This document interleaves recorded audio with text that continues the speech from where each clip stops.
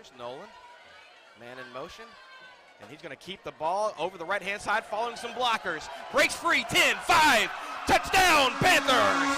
And adjust. Gets his ball, and he is across the 15, down to 20, 30, across the 45, 50, 40, 35 before being pulled down. And there are no flags. He's going to scramble over to the far side. He's got a wide-open receiver. Second down and 8. The outside, across the 5, and into the end zone. Breaks loose, 20, 10, 5, touchdown, Panthers!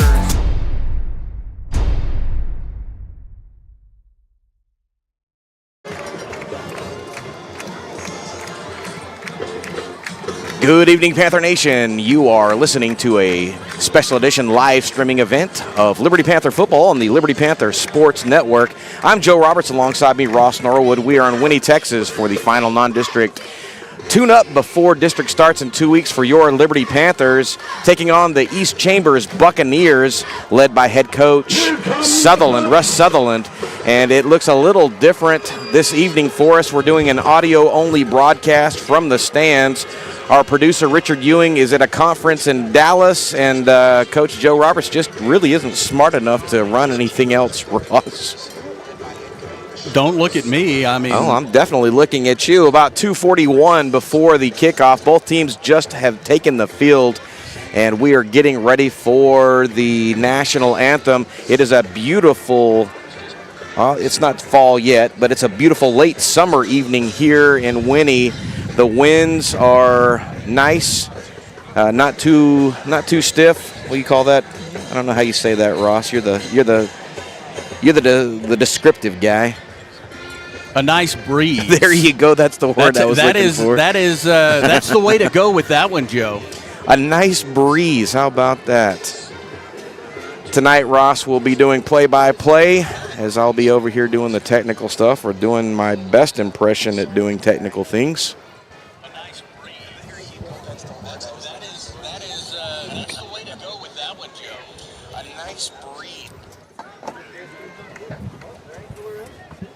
And, well, I thought we were getting ready to do the national anthem, Ross. Well, I got distracted because I could hear I was playing what I had YouTube. just said coming through. Well, I was playing YouTube through my phone. I wanted to make sure that that wasn't messed up. All right, here we go now with the national anthem.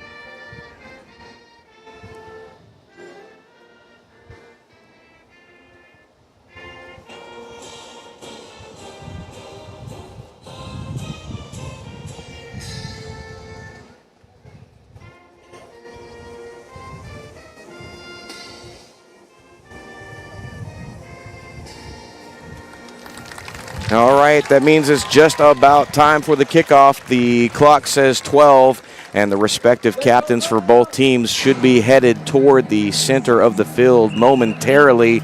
Liberty Panthers, 2 weeks in a row, they have been just about as close as you can be to a victory, and not get a victory, falling in week 1 to Cold Spring 8-6, and then last week coming up just short to the Splendora Wildcats 28-27. Ross, two very different games score-wise, but the same outcome, losing by 1, and those games were fought till the bitter end.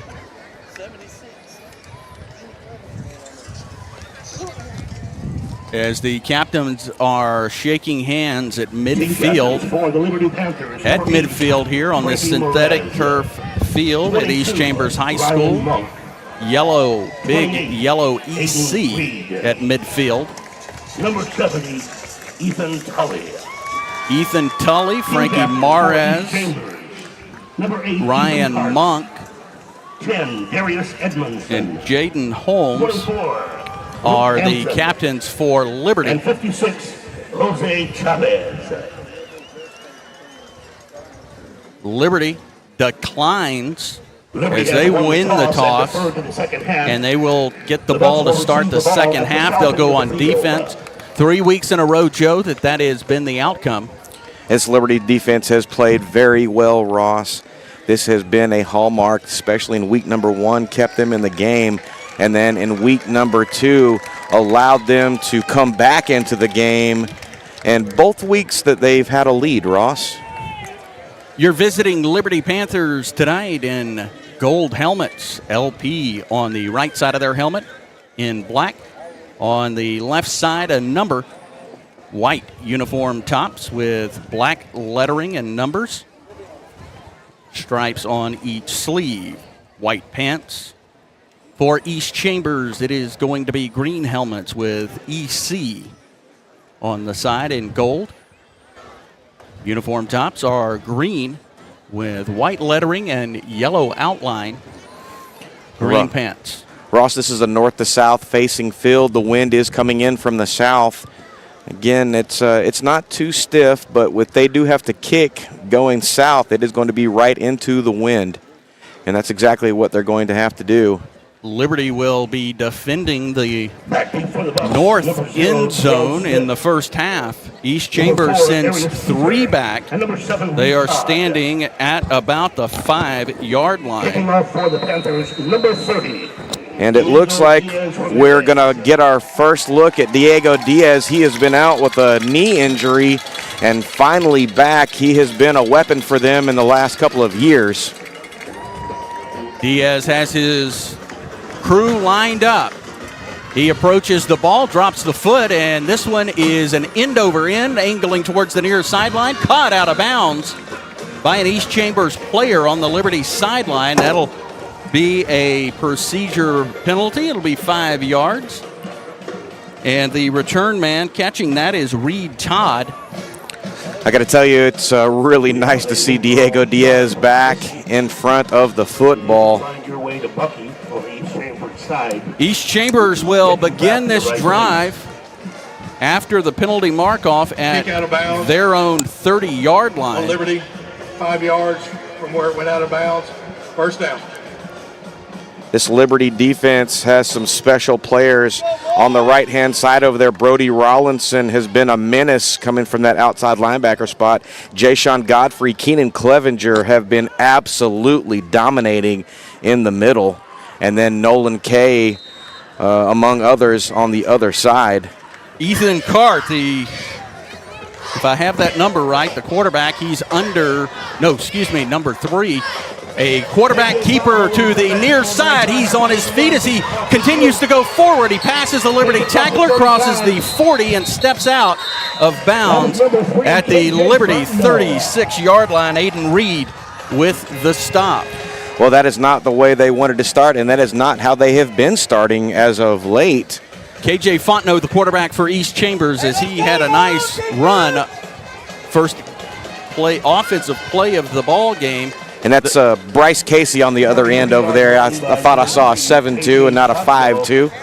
And that has been their preferred defensive line.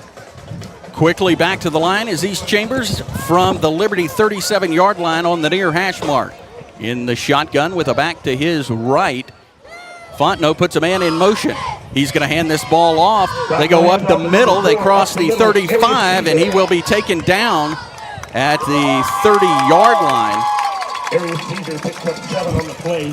Second down and 3 needed for a first. Darius Caesar, the ball carrier for East Chambers. Another opportunity for that interior line to make a stop there. They are gashing and going right at Jayshon Godfrey and Keenan Clevenger. East Chambers comes back to the line. In the shotgun formation is KJ Fontenot. He sends 2 wide receivers to the far side. Puts a man in motion from right to left. 1 back behind him. He options this one back to the running back, who goes on the far side of the field down the sideline. He crosses the 20 before stepping out. They're going to say he stepped out, though, as there's a penalty marker laying at the 30-yard line. And the referee says it is holding against East Chambers, which could go as a reason they got such a big pickup. And that was number 11, Mason Shellhammer, coming across the formation to force him out. Want to thank our spotter, Jose Becerra, tonight, stepping in for us. 2 weeks in a row, you and I have just said all kind of nonsensical names, and hopefully he's going to help us to stop doing that. 11:01 on the clock as it stopped for the penalty in the first quarter. East Chambers and Liberty. 2nd down and 10 for East, or 20 for East Chambers. Shotgun formation. Fontenot, the quarterback. Caesar, the back in the backfield. Man in motion right to left, 2 receivers on the far side. Fakes the handoff as this ball snapped. He's under pressure. He looks downfield. He throws this ball, a wobbly spiral, and it is incomplete. The intended receiver, Colby West, Aiden Reed with the coverage in the end zone. And that was some of the better coverage we've seen, Ross. In the past, we've been beaten over the top, and that time Aiden Reed was right there, ready to break that pass up, although I think he threw that a little long. Pressure from the Liberty front there, as the clock has stopped at 10 minutes and 50 seconds in the first quarter. No score. Ball at the Liberty 40-yard line. East Chambers getting the ball first as Liberty deferred the kickoff to start this game. Sun setting in East Chambers. I guess Winnie, really. And we will have the first timeout of the game. It'll be taken at the 10:50 mark of the first quarter. East Chambers going to get charged with that. No score on the Panther Sports Network. Back in a moment.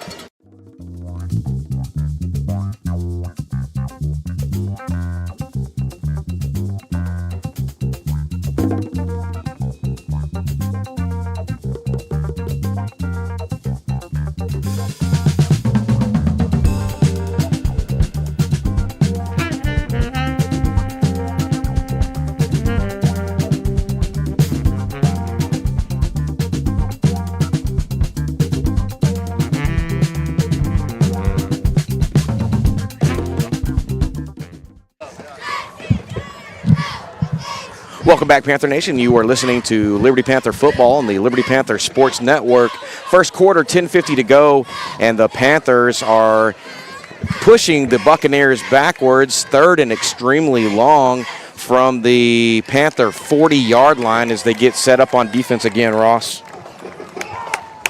The line for East Chambers is there. The quarterback, Fontenot, in the shotgun, standing on the 45-yard line of Liberty. He puts Cart in motion right to left. Ball is snapped back. Fontenot rolls to his right, plants his feet. He's got a receiver at the Liberty 25-yard line, and immediately Jason Whitcliffe delivering the hammer. Well, he just got right down there in that pocket and found a spot to receive the ball. And, man, that's unfortunate. The Liberty Panthers have been playing some pretty lights-out defense after getting gashed on the first 2 plays. They'll have to start it all over again from their own 25-yard line with the 1st and 10. After the ball's set, clock runs under 10 minutes and 30 seconds. No score. East Chambers from the Liberty 25-yard line on the far hash mark. Fontenot fakes the handoff. He is going to keep this one. He jets back up the middle, still on his feet as he is finally forward progress stopped, and they will spot this one at the Liberty 22-yard line. That was Keenan Clevenger with the initial contact, pushing it back, and then a bevy of other Panthers coming through to stop him. And, man, he has done that a bunch in these first 2 games. Between he and Jay Sean, they have made it very difficult to go through the middle of the formation. 9 minutes and 50 seconds, the clock ticking down in the first quarter. Ball at the Liberty 22-yard line on the near hash mark. Fontenot, the quarterback in the shotgun, has a man behind him, Caesar. puts a man in motion, a tight end from right to left. Ball is going to be snapped up, handed off to Caesar. Caesar on his feet crosses the 20 before being hammered back. He will get all the way up to down to the 18-yard line of Liberty. And Jayshon Godfrey. Big Jayshon came through there and made the immediate stop and just said his name. And he's a kid that has just been so hungry for success, and I'm glad that he's getting it this season. Third down and about 3 to go as the ball remains on the near hash mark from the Liberty 18-yard line. East Chambers marching the first possession down. Little change in the backfield as Colby Jones checks into the game. Fontenot takes the snap. He is going to stay on his feet. He's across the 10, the 5, and he steps into the end zone for a touchdown. No flags on the play as he ran that one to the right and into the right corner of the end zone. And it is 6-0 pending the extra point attempt.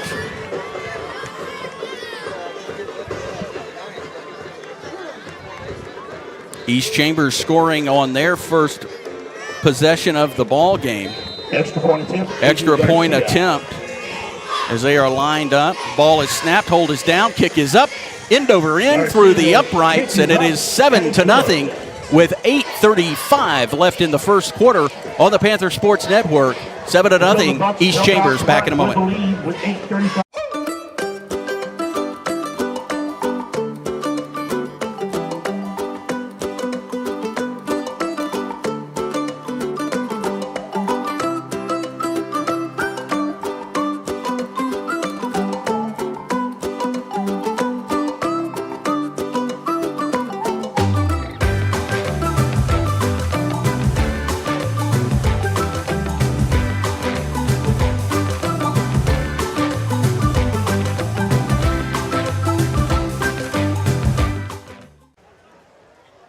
Welcome back, Panther Nation. You were listening to Liberty Panther football on the Liberty Panther Sports Network. At the 8:35 mark of the first quarter, East Chambers strikes first on a running play right over the right-hand side, and they lead Liberty 7-0 after the point after attempt, and that will put on the kick return team for Liberty.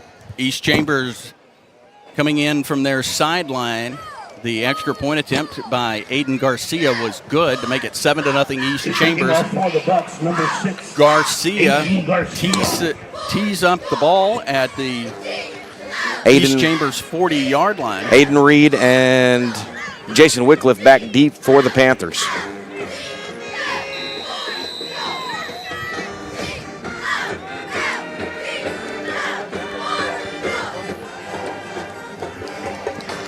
The ball is kicked. It is going to be fielded short at the 25-yard line. And he will stay on his feet as he crosses down the near side of the field. That is Logan Fowler.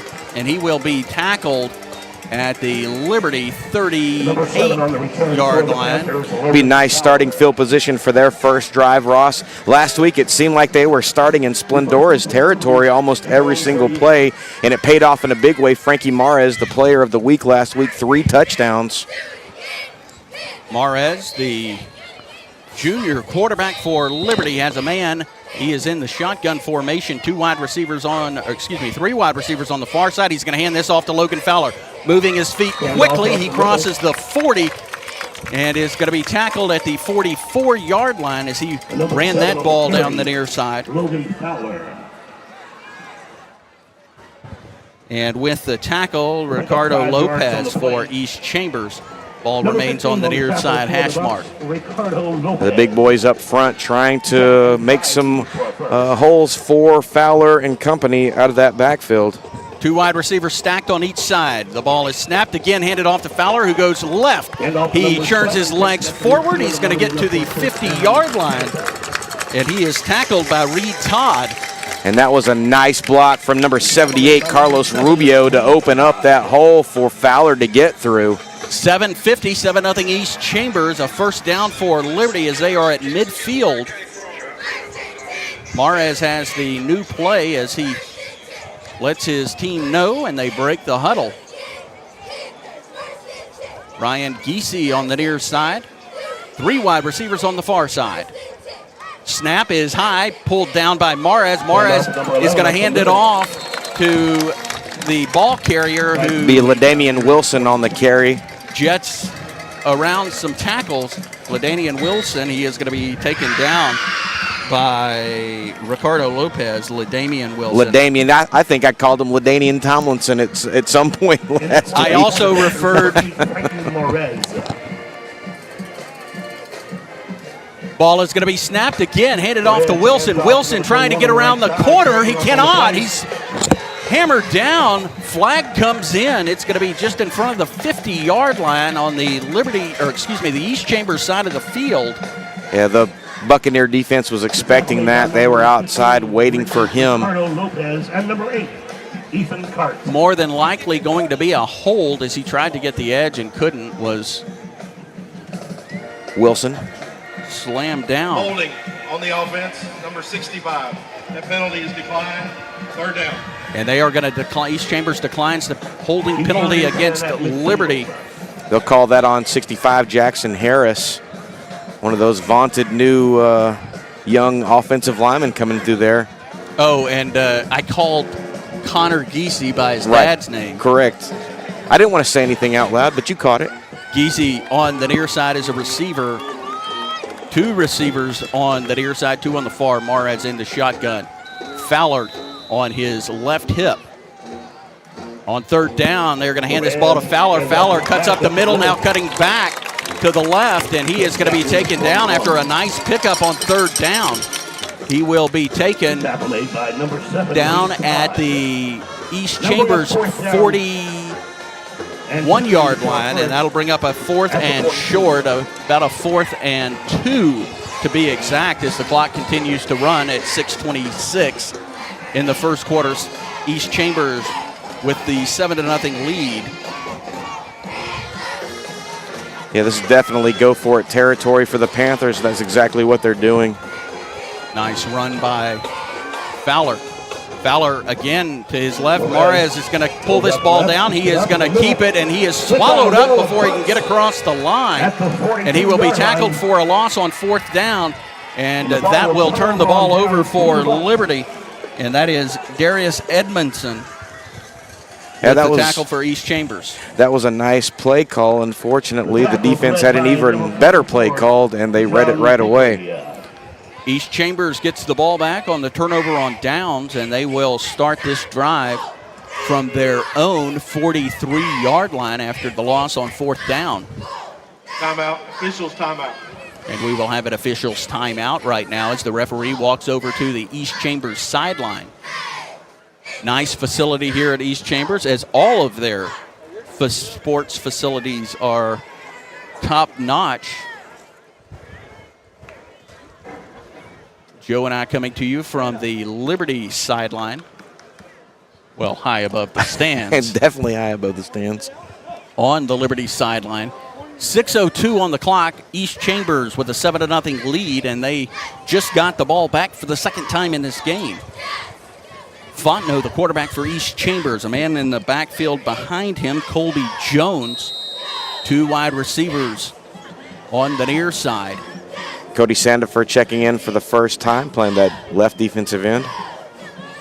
Ball snapped back to Fontenot. Fontenot hands the ball off. Going straight ahead is the ball carrier, but he only is able to get a couple of yards, and he is brought down at the East Chambers 44-yard line. That was number 52, Bryce Casey, who got in the backfield and made the stop before he could get going. I think he maybe picked up a yard. Is that what you said, Ross?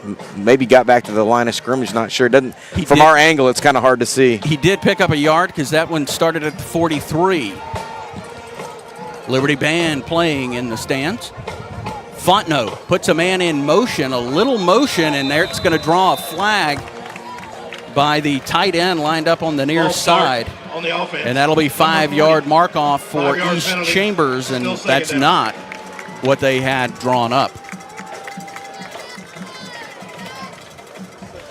7-0 East Chambers, 5 minutes, 20 seconds in the first quarter remaining.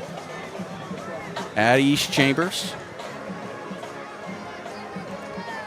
Ball on the near hash mark. Beautiful Friday night, if not just a little muggy as the breeze has died down as we are very close to the coast. It's telling us it's 82 degrees. Fontenot with Jones lined up behind him. 2 wide receivers on the near side. He's going to hand this ball. It is passed back to the Fontenot. Fontenot on his feet. He cuts to the left side along the East Chambers sideline before stepping out of bounds, and he'll have a nice pickup. No flags on the play. And that was a toss back. Ryan Monk forcing Fontenot out of bounds. Well, it looked like they were running the old flea flicker there, and they blew up the play, and he had to run for his life, and he did very well doing that. Picked up a big chunk of yards. He crosses midfield and down to the Liberty 47-yard line. 4:45 to go here in the first quarter. And they are going to call an official timeout and measure for a first down. If they get the first down, obviously it's a first down. If not, it's a 3rd and short. The chain gang being led by the head linesman. They stake down the chain, and it is going to be short. Joe, what would you call that? About a foot? Well, let me pull out the old binoculars. Yeah, it's about a foot. Pretty close. Head linesman helping the chain gang back to the sideline. It'll be a 3rd and short for East Chambers. East Chambers leads Liberty 7-0 with 4:45 in the first quarter.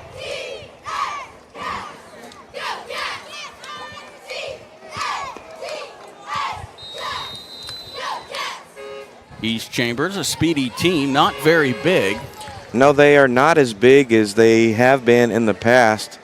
Kind of alluded to that earlier. Coach Sutherland down here does a good job getting whatever he can get out of what he has. Fontenot back.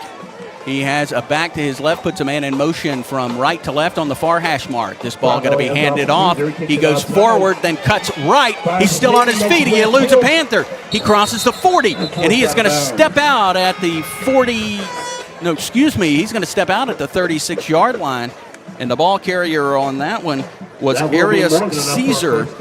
He was knocked out of bounds by Mason Shellhammer. It will be a first down for East Chambers, and we'll see exactly where they spot this ball. The head linesman threw a beanbag a little further ahead than where they are going to spot this. This ball going to be spotted at the Liberty 33-yard line. Along the near hash mark, Fontenot puts 2 men in motion. He hands this ball off to Caesar. Caesar cuts back inside, stays on his feet, and he is going to be taken down at the Liberty 30-yard line on first down. That'd be number 23, Pepper Dubose, and number 76, Keenan Clevenger in on that. Bring up 2nd down and 7 needed for a first. 2nd down, 7 to go. Ball on the far hash mark of this synthetic turf field. Yardage is marked with white numbers every 10 yards. Fontenot sends a man on the near side. Puts a man in motion from left to right, now standing behind the running back. This ball is going to be handed off. He goes to the right. He churns his feet, and he's going to get all the way down to the Liberty 26-yard line. And Pepper Dubose with the tackle. Yeah, he did his exact job. He was standing right there waiting for him and jumped on that before he was able to get that first down. Cart, the ball carrier for East Chambers. 3rd down for East Chambers. Well, the Buccaneers have been chewing up a bunch of clock here in this first quarter, Ross. Ball at the Liberty 26-yard line. They need the 23-yard line for a first down. Exchange is a problem. Fontenot picks it up off the ground, but Liberty Panthers right there, and it'll be a big loss for East Chambers. Shellhammer and Luca Perez on the big loss, and that is going to bring up 4th down as that ball, he is tackled at the Liberty 30. 8-yard line. Yeah, that couldn't have come at a better time, and I thought he was still going to squeak his way out of that. Perez right there to stay on top of that to prevent it from turning into a comedy of errors. East Chambers with the offense still on the field. On 4th down, and East Chambers is going to call a timeout, the second timeout of the half for East Chambers. We will take it with you with 2:19 left in the first quarter. East Chambers 7, Liberty nothing.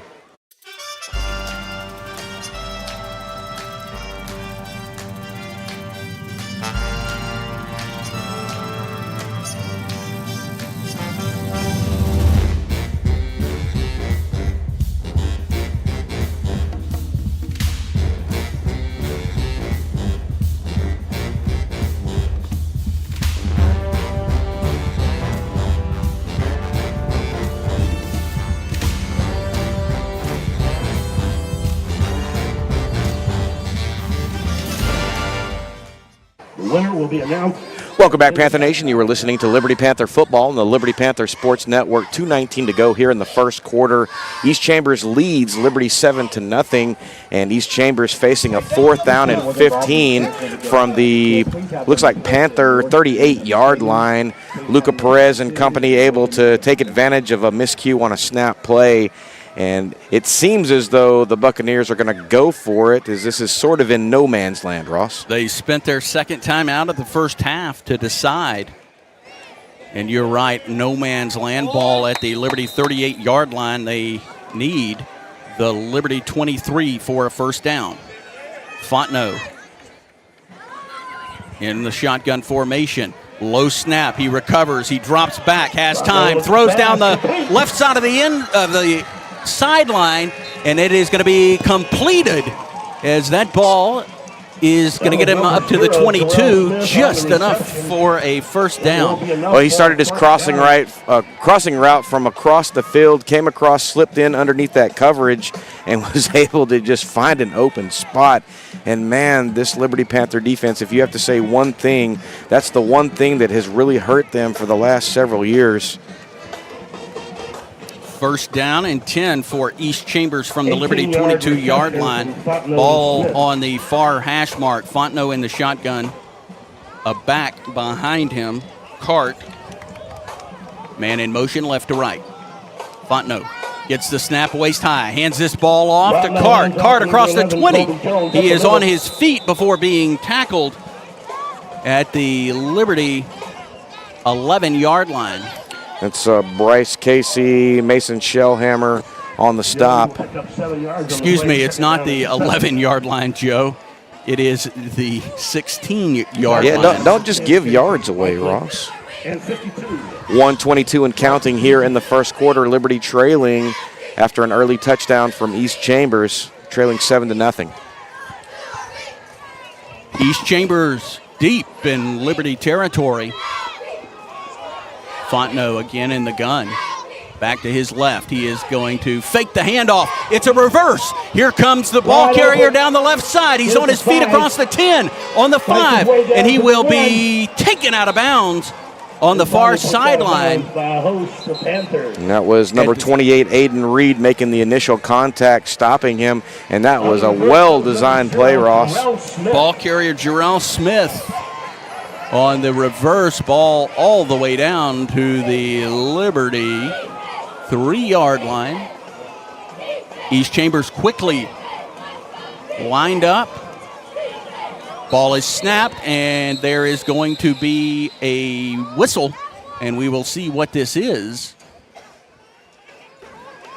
It is going to be Liberty calling a timeout this time. That's their first timeout of the half with 51 seconds. East Chambers 7, Liberty nothing in the first quarter. Back in a moment.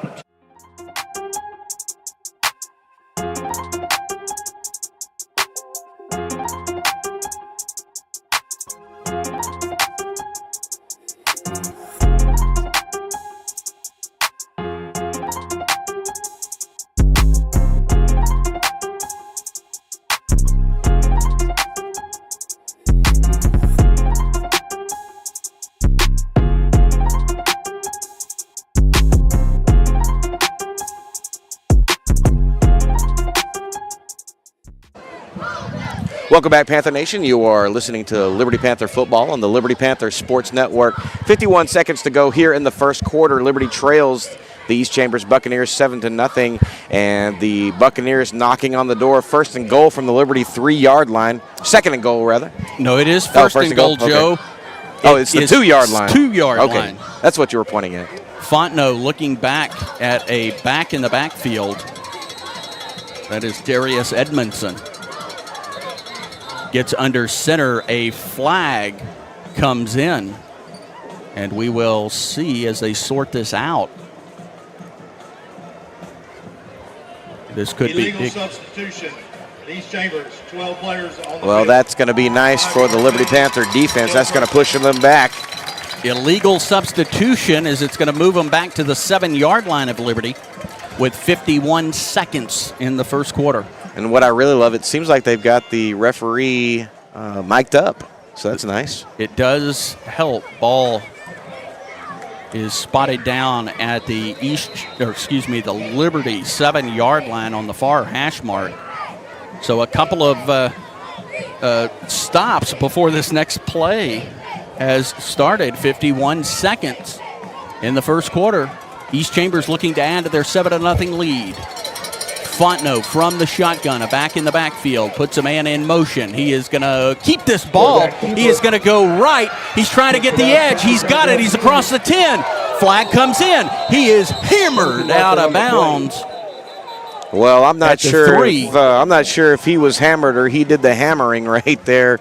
He ran into Aiden Reed and knocked his helmet off. He lowered his shoulder and tried to get that extra couple of yards.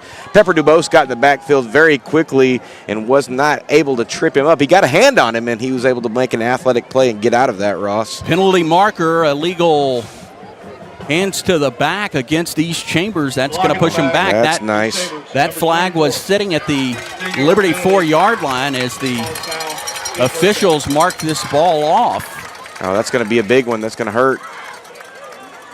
Unless you're a Panther fan, then it's going to feel pretty nice. Ball goes all the way back to the Liberty 14-yard line. 43 seconds. It seems like they've been trying to run this play for an hour. And it's still first down. They ran 3 plays, and it's still first down. 2 penalties and a timeout.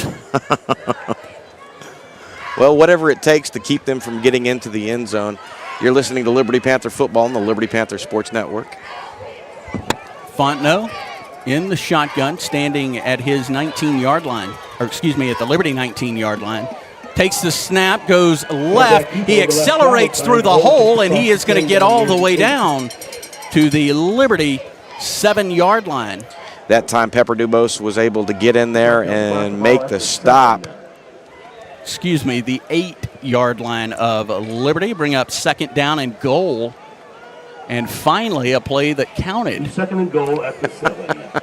Under 20 seconds, as a matter of fact, in just one more second, we'll be under 15. We are. Clock continues to run. Now they're going to try to get one more play off before the quarter ends.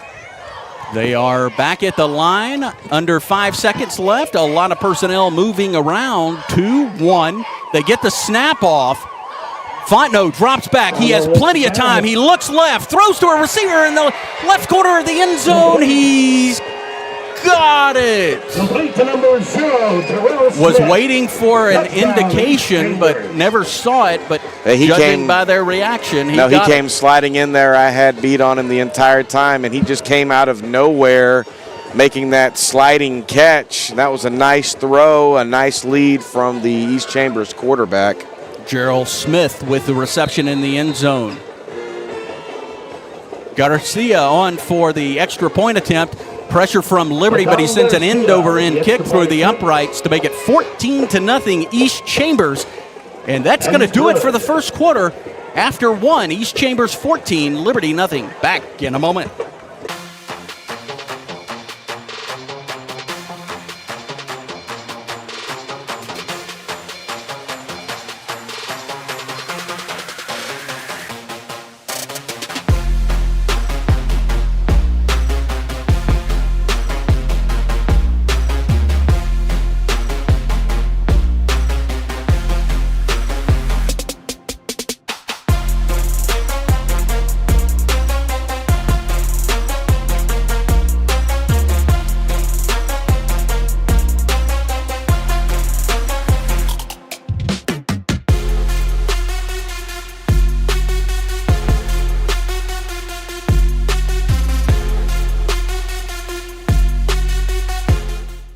lifetime. We may bleed green. Welcome back, Panther Nation. You are listening to Liberty Panther football on the Liberty Panther Sports Network. After one quarter of play, the Panthers trail the Buccaneers 14-0. East Chambers scoring right as time expired at the end of the first quarter. Here at the start of the second quarter, Liberty awaiting the kickoff from the Buccaneers, and they are in the south end of the field. Now they will be traveling north, Ross. Aiden Reed will be the deep man on the near side. Jason Whitcliffe, the deep man on the far side. They stand about their own 20-yard line. This ball angles over to the sideline. It is fielded, but in and out of the hands of Bo Fowler and out of bounds. Well, Logan Fowler. Unfortunately, him doing that avoids the penalty that was about to happen. That was about to go out of bounds. So they will take over that exact spot where he touched it and pushed it out. Logan Fowler, not Bo Fowler. Yeah, not Bo Fowler. Fowler graduated. That's correct. Well, if you had right family, wrong brother on your Ross bingo card, you just bingoed. It's a twofer. I had the wrong father-son. Yeah, the right family, just the wrong generation. Frankie Mares in the shotgun formation, takes the snap, hands it off to Fowler about number high. Fowler going to left. This ball is knocked loose. East Chambers tries to get on top of it. It squirts out of bounds, and Liberty will hold it. Yeah, they almost had a disaster right there. He had a nice carry. Connor Geesey with the recovery. Knocking it loose for East Chambers is Reed Todd. And in all of that excitement, they pick up a yard. It appears, actually, maybe. Yep. Nope, now they're moving the down marker. They're going to give him about 4 yards on that. I thought there should be a few more yards. Mares in the backfield. Wilson to his right. 2 wide receivers on the near side, 1 on the far. This ball going to be handed off to Wilson. Wilson gets shifty with his feet and gets across the line, and he is going to take it up to the Liberty 33-yard line. Actually, 34-yard line, I believe. Hard at this angle to tell. 3rd down and 3 needed for a first. 3 yards is what Liberty needs for a first down on 3rd down. Liberty trailing East Chambers 14-0. East Chambers scoring 2 touchdowns in the first quarter. Frankie Mares in the shotgun. Wilson to his right. 2 wide receivers on the near side. Whitcliffe in motion from left to right. Mares rolls right. Throws. He's got a receiver at the 45. Still on his feet. This ball is loose as he is taken down, and East Chambers will recover at the East Chambers. That was Parker Balch with the reception, and then he just got the ball knocked out of his hand. Knocked out by Bryce Guillory. And East Chambers recovers this ball at the East Chambers 35-yard line. And a good pass and catch, but... Well, Ross, welcome to Friday the 13th. I noticed that when I was looking at my watch on our way down here. I was bored and decided I would look at my watch. It's Friday the 13th and near almost a full moon. And we're having those shenanigan-type content on Friday the 13th. 14-0 East Chambers. First down and 10 from the the East Chambers 35-yard line. This ball is going to be handed out. He goes right, and the ball carrier upended by Mason Shellhammer. Oh, Mason Shellhammer came through there in a big way. And he definitely knocked him off his feet, almost flipped him over. He gets the ball up to the East Chambers 39-yard line. 10-31. And recounting 14-0 East Chambers. Ball on the far side of the field. Fontenot in the shotgun, a man behind him. Moves his tight end from right to left.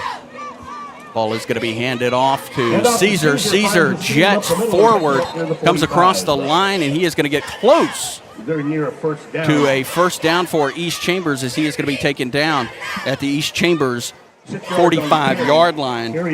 Number 52, Bryce Casey, on the stop for the Panthers. Ball carrier Caesar. The tackle made by number 52, Bryce Casey. And they are going to give him a first down. So it'll be 1st and 10 from the East Chambers 45-yard line. East Chambers moving right to left on the field. I guess it would technically be called north-south. Well, whatever. Right to left on your radio dial. Shotgun formation. Ball on the far hash mark. Snap back to Fontenot. Fontenot hands it off to Caesar. Caesar hurdles a man on the right side, still on his feet. A host of Panthers finally take him down inside the Liberty 43-yard line. It'll be number 10, Jason Wycliffe, on the stop there, leading the charge for a couple of Panthers. But, man, that running back for East Chambers is very hard to pull down. Caesar with a big pickup on first down, and it's 1st down and 10 again. 9:15 in the second quarter. Liberty trails East Chambers 14-0. Also in on that stop was Aiden Reed, a name we've called quite a bit so far tonight. 1st and 10 from the Liberty 43-yard line. Fontenot, a little misdirection, and he is going to hand this off to his ball carrier. Goes right, gets low, stays on his feet, and he will be taken down at the Liberty 39-yard line. Scotty Gilmore It's with a name the stop. we haven't called. He's a freshman this year. Mason Shellhammer also in on that, along with Pepper Dubose. 2nd down, Liberty trails East Chambers 14-0 with 8:19 in the second quarter. East Chambers driving. They're in Liberty territory at their 39. Ball is going to be stopped back. Fontenot dumps this off on the right side. His receiver makes the catch, tiptoes along the far sideline, and he will be taken out inside the Liberty 25-yard line. They're going to actually give him the Liberty 20-yard line, 8:04 remaining. That ball was caught by Ricardo Lopez, and he was taken down by, it was on the far side of the field. It was hard to get a number. A 14-yard pickup, and it's 1st down and 10 from the Liberty 20-yard line. Fontenot, a man in motion. He is going to hand this ball off to Cart. Cart gets across the line of scrimmage on the right side of the line, but not very much more. Number 63, Jay-Sean Godfrey, tripping him up initially before several other Panthers finally pulled him down. Keenan Clevenger in on that stop, and the ball carrier was not Cart, it was Kobe Jones. Picks up a yard on the play, and it will be 2nd down and 9 from the Liberty 19-yard line. Ball on the far hash mark. Is East Chambers going for the south end zone. Man in motion from left to right. Snap is low, about knee high. It's picked up by Fontenot. Fontenot still on his feet. He jukes a couple of Panthers, and he is in the end zone for a touchdown. And that makes it 20-0. East Chambers with 6:54 left to play in the half. Well, that is this is not the way the coaching staff drew up the script this week. Garcia comes on to attempt the extra point. He is 2 for 2 tonight for East Chambers. The kick is up, and it is good as it splits the uprights in the south end zone, and it is 21-0. East Chambers with 6:54 left to play in the first half on the Panther Sportz Network. Back after this.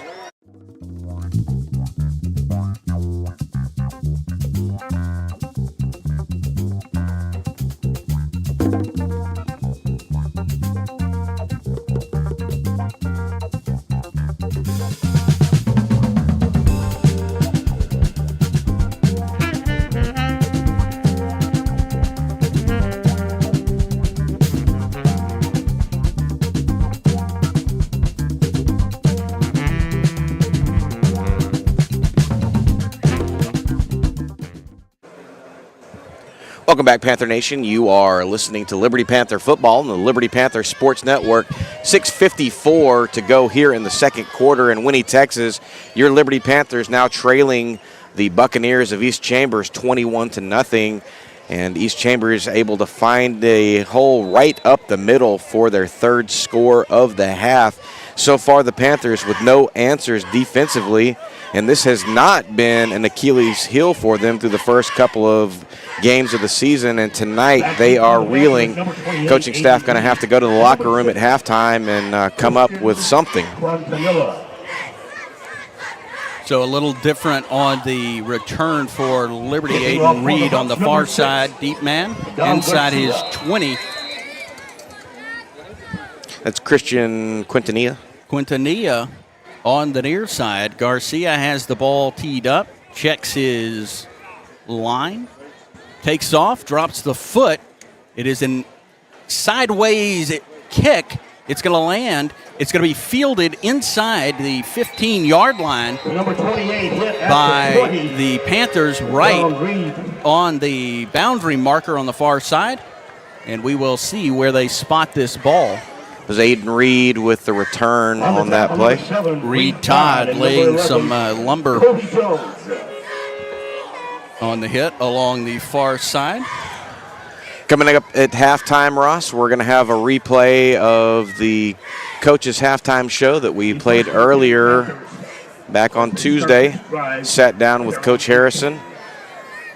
And I believe that's going to be some regularly scheduled programming throughout the course of the football season. Liberty will start this drive with 6:51 remaining in the half from their own 19-yard line. Frankie Mares in the backfield. He is going to hand this ball off to Fowler. Fowler jets across the line and dives forward. And he is going to go down at the Liberty. I can't see where that is, Joe. The Liberty 23-yard line, a 6-yard pickup. Yeah, we're at a very extreme angle right here on the south end to see. Well, I mean, we're on the north end, but the south end is hard to see. Mares sends Geezy out wide on the far side. Ball's going to be snapped. Mares hands this ball off to Logan Fowler, and Logan Fowler swallowed up. And he will pick up a yard, it appears, as the clock ticks under 6 minutes in the second quarter. Liberty with a 21-0 deficit. Third down and 5 needed for a first. Fowler taken down by Sean Begley. It brings up third down and about 5 to go. Ball at the Liberty 24-yard line.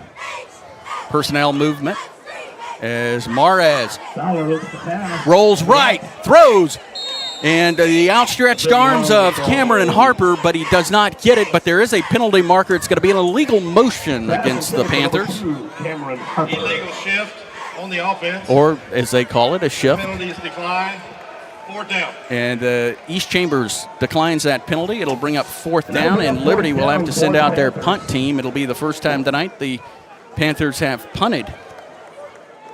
I want to thank you for tuning in to listen to this audio broadcast this evening. Mr. Ewing on the road up in Dallas at a conference. Did not bring the trailer this evening. Thank you for staying with us. Joe Roberts, Ross Norwood. Two deep men standing at the Liberty, or the East Chambers survey. Diego Diaz booms this one high in the air. Sidewinder. It is attempted to be caught. It is not. It is picked up by an East Chambers player. He jets across the 45, the 50, still on his feet as he cuts back right. He gets across the 40, and he will be taken down at the Liberty 45-yard line. Ross, that could not have bounced any better for East Chambers. They were not expecting the boom punt from Diego Diaz, had to back up and not able to field it, and it got pushed to the exact correct spot for East Chambers.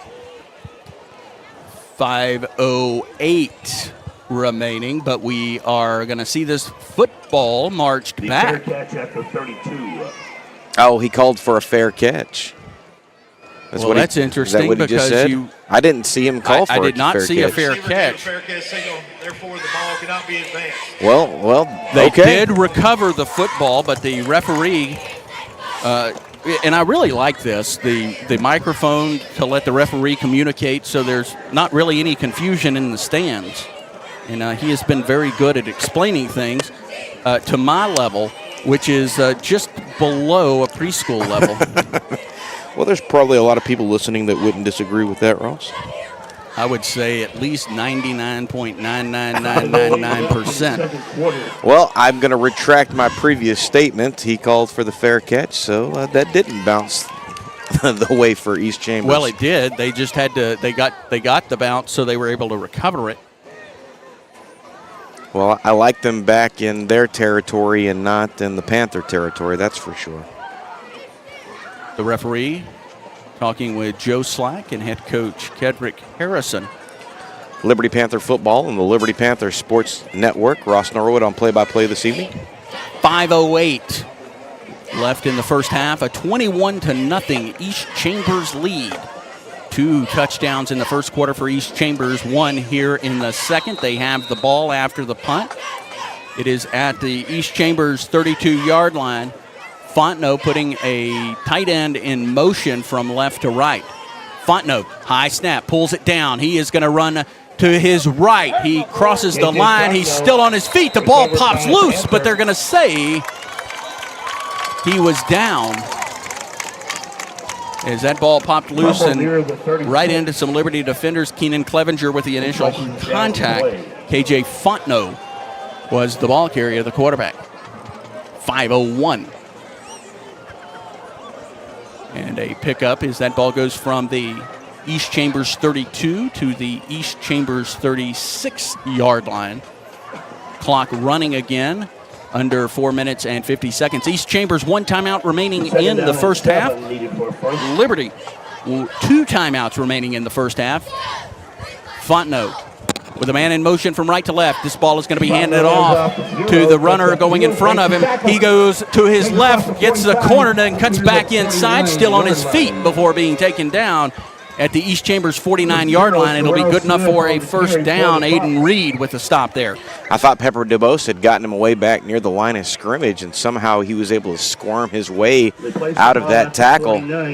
It's going to be a big pickup to push the chains into almost into Panther territory. At the East Chambers 49-yard line, under 4 minutes and 20 seconds left to play as the clock continues to tick down. 21-0 East Chambers in the second quarter.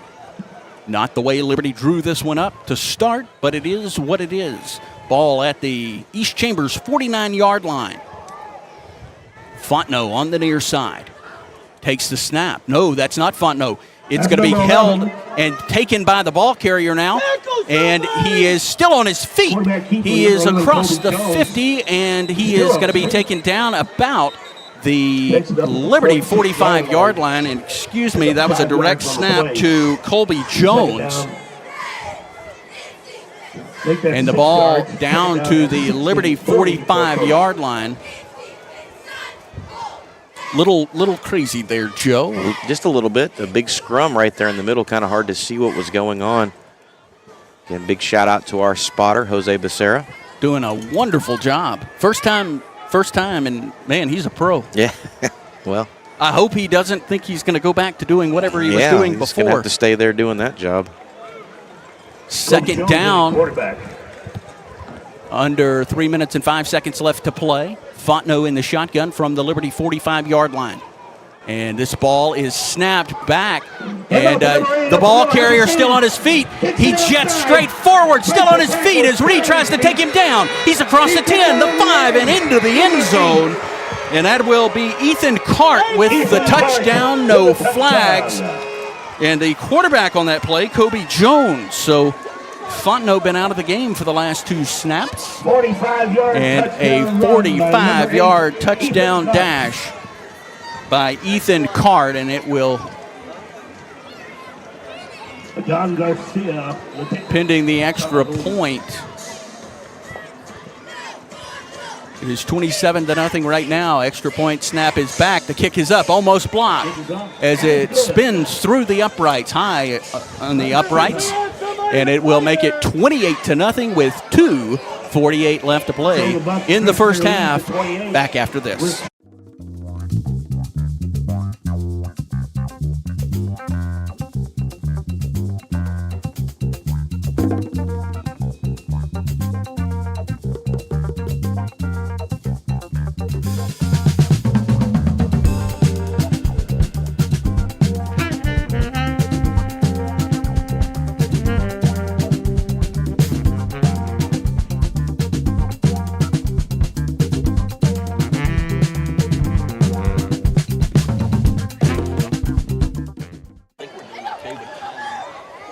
Welcome back, Panther Nation. You are listening to Liberty Panther football on the Liberty Panther Sports Network. 2:48 to go here in the second quarter.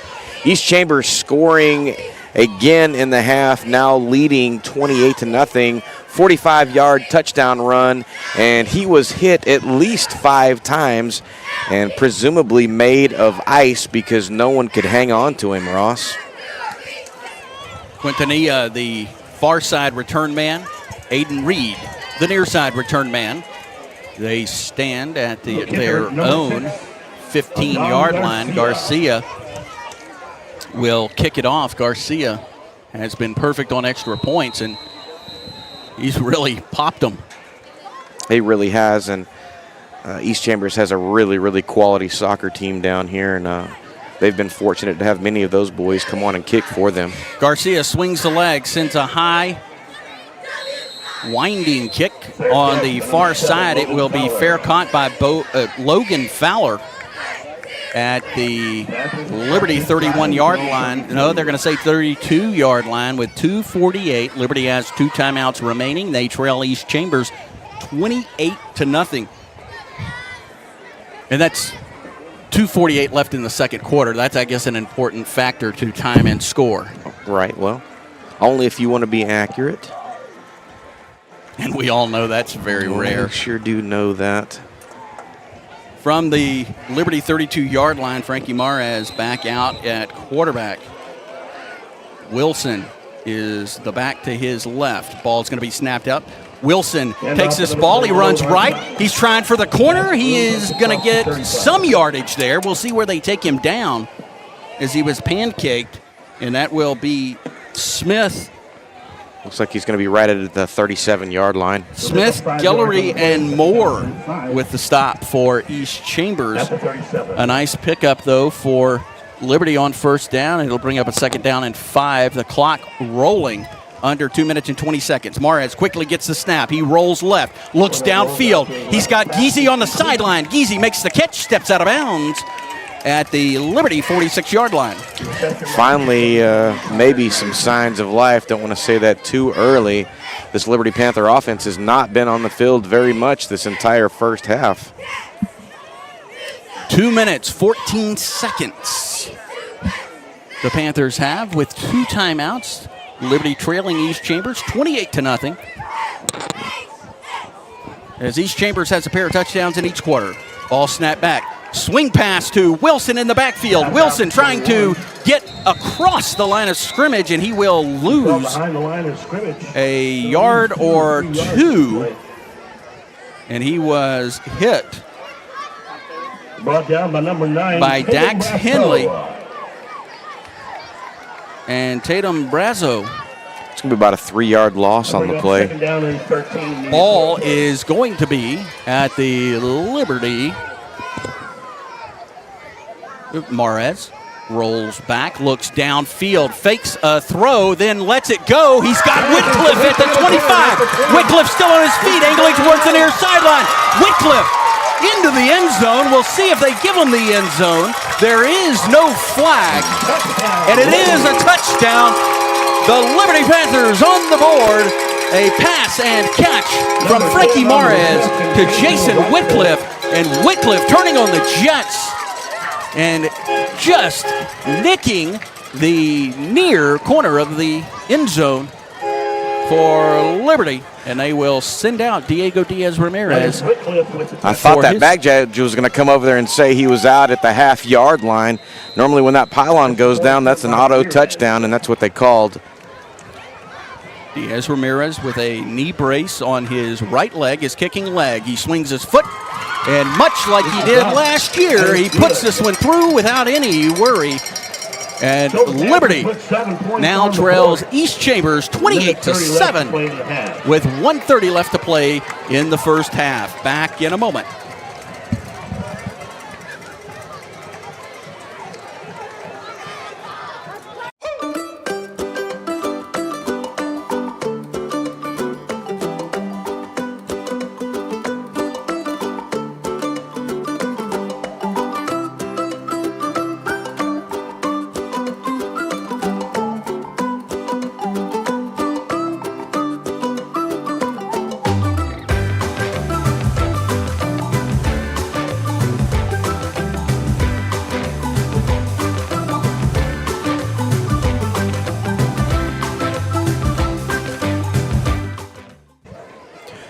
Welcome back, Panther Nation. You are listening to Liberty Panther football on the Liberty Panther Sports Network at the 1:30 mark. Liberty finally getting on the board. Mahrez to Wycliffe in a big way on the right-hand side. And the Liberty Panthers now trail 28-7. But finally, in the waning moments of this first half, the Liberty Panther offense seeming to wake up just a bit, Ross. And that was probably the best pass catch we've seen this year as Mahrez led Wycliffe just enough as it kept his momentum going forward and past a couple of East Chambers defenders as he could have made that catch and been taken down right there, but Wycliffe being led perfectly by Frankie Mahrez. Diego Diaz-Ramirez adds the extra point. And so Liberty, with 1:30 left, will kick this ball back to East Chambers. Back deep for East Chambers. As the two return men for East Chambers standing at on the near side, just on the 10-yard line. Diaz-Ramirez swings the leg. A side-winding kick. It is going to be fielded at the 7, but no, it gets away, gets all the way back to the goal line. Picked up. He's still on his feet on the far side, along the sideline, and he will come across the 15 before being taken down at the... It's going to be right at the 16-yard line. 16-yard line. Pepper Dubose with a stop there for Liberty along the far sideline. That was a beautiful kick from Diego Diaz. A line drive right up there. It hit the ground and it started rolling, and the return man couldn't handle it, and then almost turned something into it. I will say it was a spiral if you were going up and down, so perfect side spin there as it hit and scooted, and the return man, Reed Todd, attempted to field it, but it looked a lot like he was trying to drink coffee with a fork. 1:23 to go here in the first half. 28-7 East Chambers. East Chambers starts this drive with one timeout remaining from their own 16-yard line. Fontenot back in at quarterback. He is going to hand off to Jones. Jones standing tall across the line along the far hash mark, and he is going to get all the way to the 23-yard line of East Chambers. A big pickup on first down as the clock will continue to run, and we are under 1:05.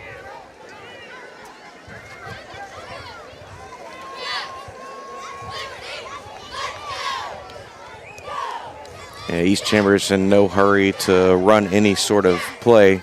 East Chambers with only one timeout and a 28-7 lead as time is winding down in the first half. Liberty does get the ball back to start the second half. Fontenot ready out of the shotgun. He is again hand this to Jones. Jones scampers right. He hurdles a Panther. He's across the 35-yard line before being taken down at the East Chambers 42-yard line.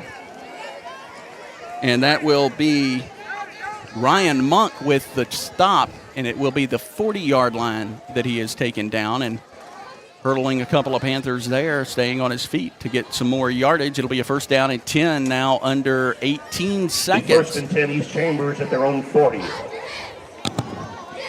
Fontenot with Jones in the backfield, lined up to his left and behind. And in motion again, handing this ball off to Jones. Jones turns his feet left, and he will stay on his feet. He gets initial contact at the 45 and rolls forward to the 47-yard line, and that will do it for the first half. East Chambers has a 28-7 lead over your Liberty Panthers. Halftime, we'll talk with you on the other side.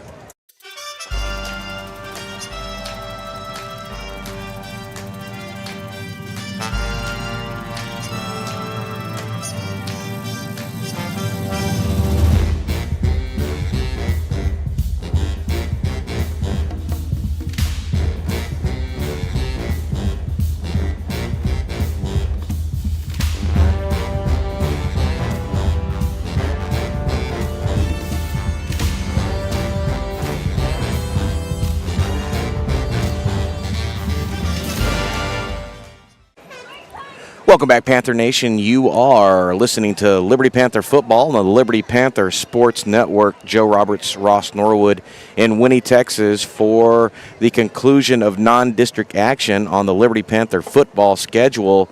And right now, the Panthers heading into halftime, trailing East Chambers 28-7. East Chambers scoring twice in each quarter, and then finally, with about a minute and 40 seconds to go in the second quarter, Frankie Mares hooks up with Jason Wycliffe for a 54-yard touchdown strike on the right side, and the offense seeming to wake up just a wee little bit. What we're going to do right now, we're going to be quiet and let you listen to the sounds of the Liberty Panther Mighty Marching Band, and then after that, we will do a replay of our earlier conversation this week with Coach Harrison, as he's been trying to do every week, sitting down with us for a halftime show. So right now, I'm going to go silent and let you listen to our Liberty Panther Band under the direction of Sean Smith.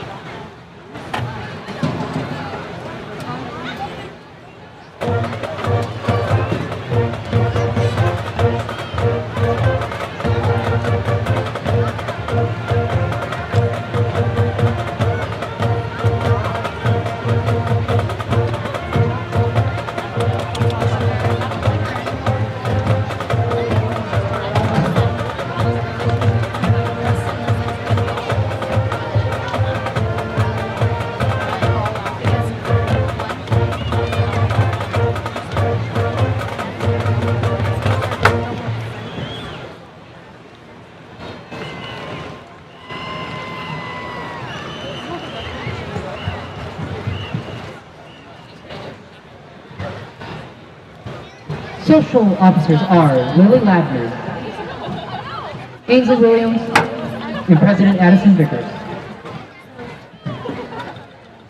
Military officers are Second Lieutenant Emma Zuka, First Lieutenant Abby McMillan, Co-Captain Samantha Molina, and Captain Reese Graves. The Prancer of the Week is Kelsey Gillard. The Prancers have chosen Mr. Richard Ewing as their Teacher of the Week. Thank you for all that you do for your students. The Prancers perform a chair routine to X's and O's by the Mighty Panther Band.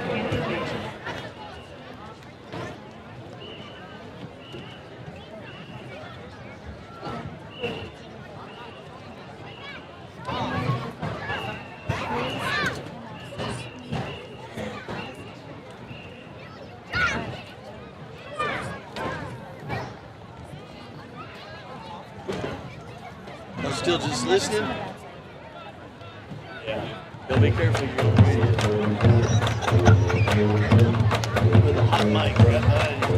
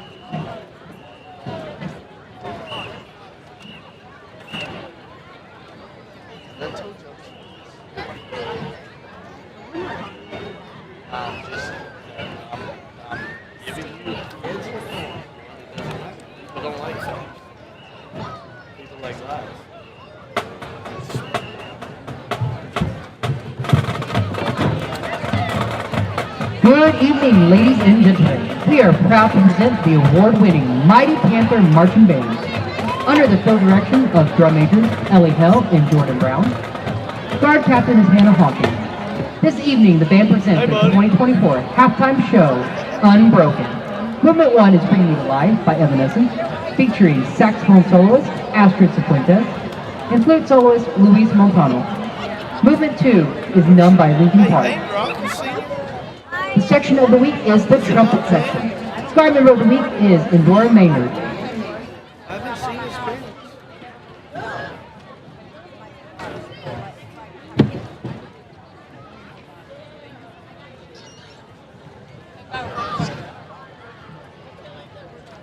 I used to love it when he played for this. The second up in the middle like that. More heart than any other player on the field.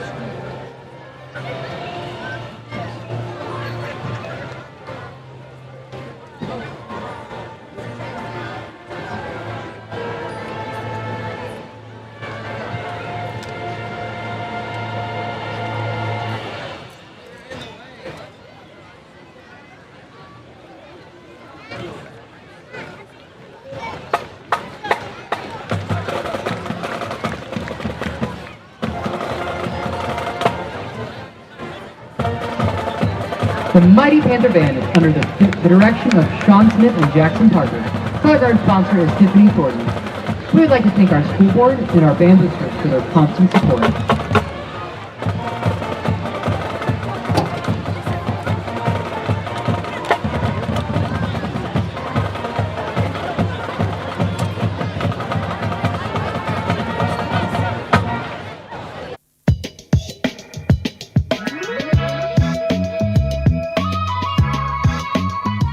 Watching the halftime show, the halftime coaches show with Coach Harrison. Man, I feel like we're going to do this a bunch throughout the season, and you're 2 weeks into this thing now. Couple of close but tough losses.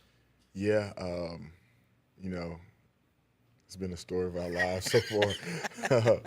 But, you know, it's a part of it. It's a part of it, and so, you know, we can't beat ourselves over it at all. We just gotta, you know, learn from it and continue to grow. And as long as the kids still come to practice with a great attitude, I think we're going to be just fine. All right, Coach, I'm going to use technology in an innovative sort of way. Not innovative at all.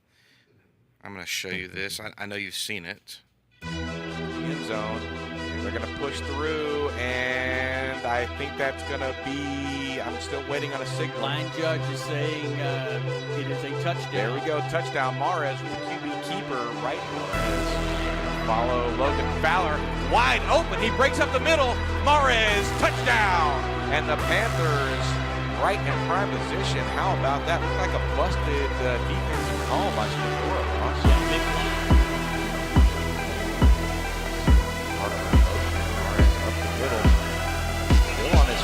Breaks through that. Touchdown, Liberty. I don't know how he did that. Colin Harry Houdini, the magician, appears in the end zone, Ross. Right. He's going to keep it and take off running a big space right in the middle of the field. Breaks the tackler, still on his feet. Up the sideline, 40, 30. Finally gets pushed out, and what a run from the junior quarterback. Look across the middle of the field, and all by himself in the end zone. And that looks to be Connor Geezy with the touchdown. Man, oh man, these Panthers are cardiac kids. How about the call and response from that? That's big time, man. Coach, you scored one touchdown against Cold Spring, and it looked like, I'm not going to say you didn't have answers, but it just looked like they weren't grooving with the offense. And then last week, it looked like you found your rhythm. Yeah, you know, we really, as a coaching staff, challenged everybody on offense, really, because we left that week one game and, you know, no one was satisfied how the outcome of that game was and how we performed offensively. And so all week long, we kind of challenged those guys, and man, they stepped up in a big way and kept us in the ball game. And so hats off to our coaching staff and, you know, all of our players that responded the correct way. One person, and we talked with him last week, one person that I felt like finally maybe letting their wings spread open, Frankie Mahrez. Yeah. He showed up in that second half and put the team on his back. Absolutely. Our offensive player of the week, by the way. I had a huge game, man. You can tell he wants it so bad, you know, and he's preparing the right way, and he's saying and doing the right things, and he's leading in the right ways that we want him to. And so hopefully that's just a preview of what's to come for the rest of the year for him. Yeah, when he – and I know you laughed a little bit when we were watching that clip. He went right up the middle on that one touchdown, and I thought he was kind of dead in the water, and all of a sudden he just squirted out of the pile. Out, yeah. So talk about that play. So I think we was actually running the quarterback ISO on that play. We got him in the 3-by-1 trips open formation, and so it lightened the box up. And initially he gained about 5 yards on the play initially, but it looked like it was dead, stopped dead in the tracks. But he kept working and found the way to get out of there and score a touchdown on it. So Good play call by offensive coordinator, right? You say you're the one that gets credit Yeah, for it, no doubt. or not credit if it doesn't work. Yeah, so Absolutely. I'll take all the blame when stuff don't go right. But yeah, that was a great play call by offensive coordinator. So. And then later on in the half, had a situation where they drove the field like 94, 95 yards, something like that, and then you responded immediately. Yeah. Frankie's taking off. When he breaks contain out of that pocket there, does your heart race a little bit, or is that something that you expect him to be able to make hay with? I don't know if my heart race at all, but you never know really. So just hope that we just hope that something great happens, obviously, and we able to witness it. So, but man, like I say, that kid and everybody on the offensive side responded great this week. So we just got to continue to use that momentum into this week and hopefully get a dub and not be sitting here talking about what woulda, shoulda, coulda been. Connor Geezy touchdowns 2 weeks in a row. 2 weeks in a row. Big time target for you guys. Absolutely. I mean, once again, the kid that shows up every day, ready to work, is going to do whatever we ask of him. And 95% of that is going to be blocking. Right. But the other 5%, he has his opportunity, and he's making the most of it. All right, Coach, we'll switch gears to the other side of the ball, and I have probably called every single person the wrong name and number for 2 weeks solid. We all know that I cannot see, and if I don't bring my binoculars, it's even worse. But Yes, sir. you have so many weapons on that defensive side, and I feel like every play we're calling a different name. You got Cody Sandifer and Brody Rollinson that are just getting after it on Yes, the sir. edge. Jay Sean and Keenan Yes, on sir. the inside. Jason Wycliffe on the back end, Devorian Bradford, and even Cameron Harper, who is he's a real small guy, Yeah. but he doesn't play small. No, not at all. There's no quitting that kid, man. He had several nice pass deflections. Yeah, he knows that, every week someone's going to try him, basically, just because of, his size. But, I mean, he's like he just got some dog in him, man, and he don't let that concern him, and he go out there and Cam is a guy we never have to worry about because he's always going to do what he's supposed to do when he's supposed to do it, So shout out to Cam. Killer Cam, that's what I call him. Killer Cam. The other thing that I've noticed, quite a bit, Jason, he's playing safety for you. You guys like to bring that safety. I don't know if you're bringing him or not, but he seems to be right around the football wherever it is. That sounds about like Wick, He's always around the football, but which is a great quality to have, especially as a safety. He's trying to get in there, even on the run plays. He's trying to get in there and set the tone. And he's one of those guys who goes both ways for us. And so we asking him to give us everything he got on defense, and then go on the offense and be able to produce as well. And him and Keenan Clevenger, they're both doing that quite a bit, probably more than anybody else on our team. So. Yeah, we got to do what we got to do, man. Well, I want to ask you specifically about one kid because he hasn't played football, and I don't know how long it's been, maybe since middle school, if he even played then. Cody Sandifer, I feel like you pulled him out of the hallway, and now he's starting. Yeah, and I wish playing very well. There's about 4 or 5 more I need to pull out. It's too late now, but so here's the thing, man. I've always challenged kids to do something that you don't think you're really good at, and you never know, right? And so I think Cody saw that, our first scrimmage, we had a little success versus Anahuac, and really you can kind of tell that it was a difference in the kids. The kids are out there enjoying themselves and having fun, and he wanted to be a part of it. And man, he's come and he loves it. He loves it. It's good to see a kid like that who he wouldn't consider himself a football player, but out there playing football and enjoying it and learning and, giving us everything we have. Yeah, there was a situation where you're playing D, he's out there, and he almost had a pick six. Yeah, it's called being coachable, for one. Okay. We knew screen game was going to be huge for those guys last week, and he followed the back out the backfield and had an opportunity to pick it off. Hit him in the chest a little bit, but great kid. Oh, yeah. So, Coach, I know a lot of people kind of ask about this.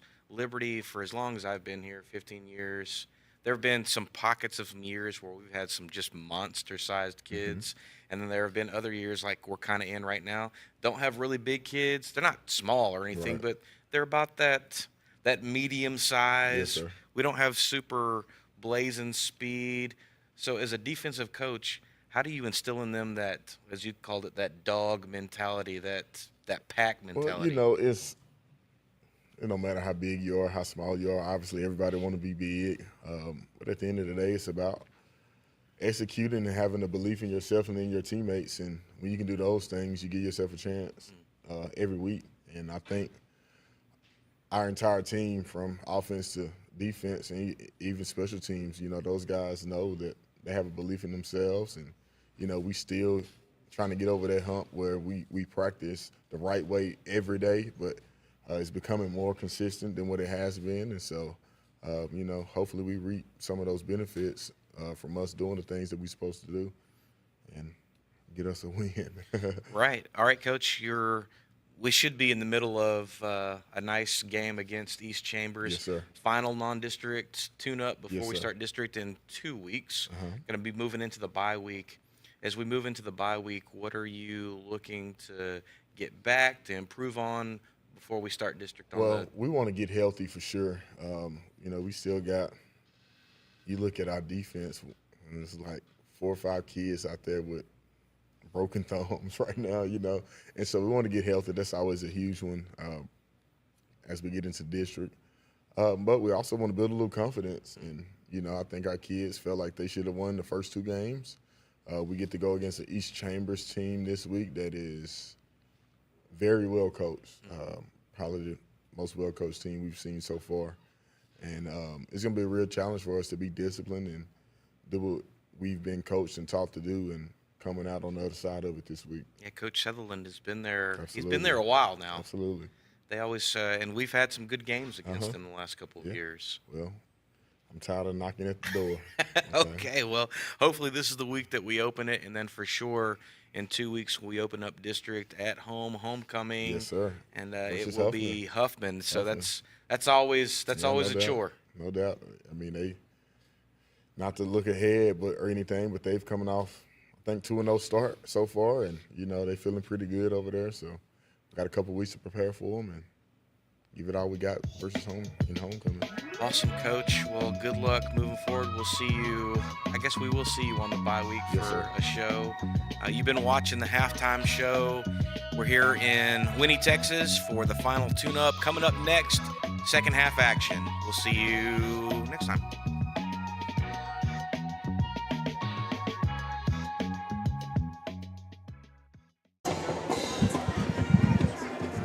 Welcome back, Buccaneers Panther would Nation. like to thank the band boosters, faculty, staff, and community of ECISD for their continued support of the program. We couldn't do what we do without them.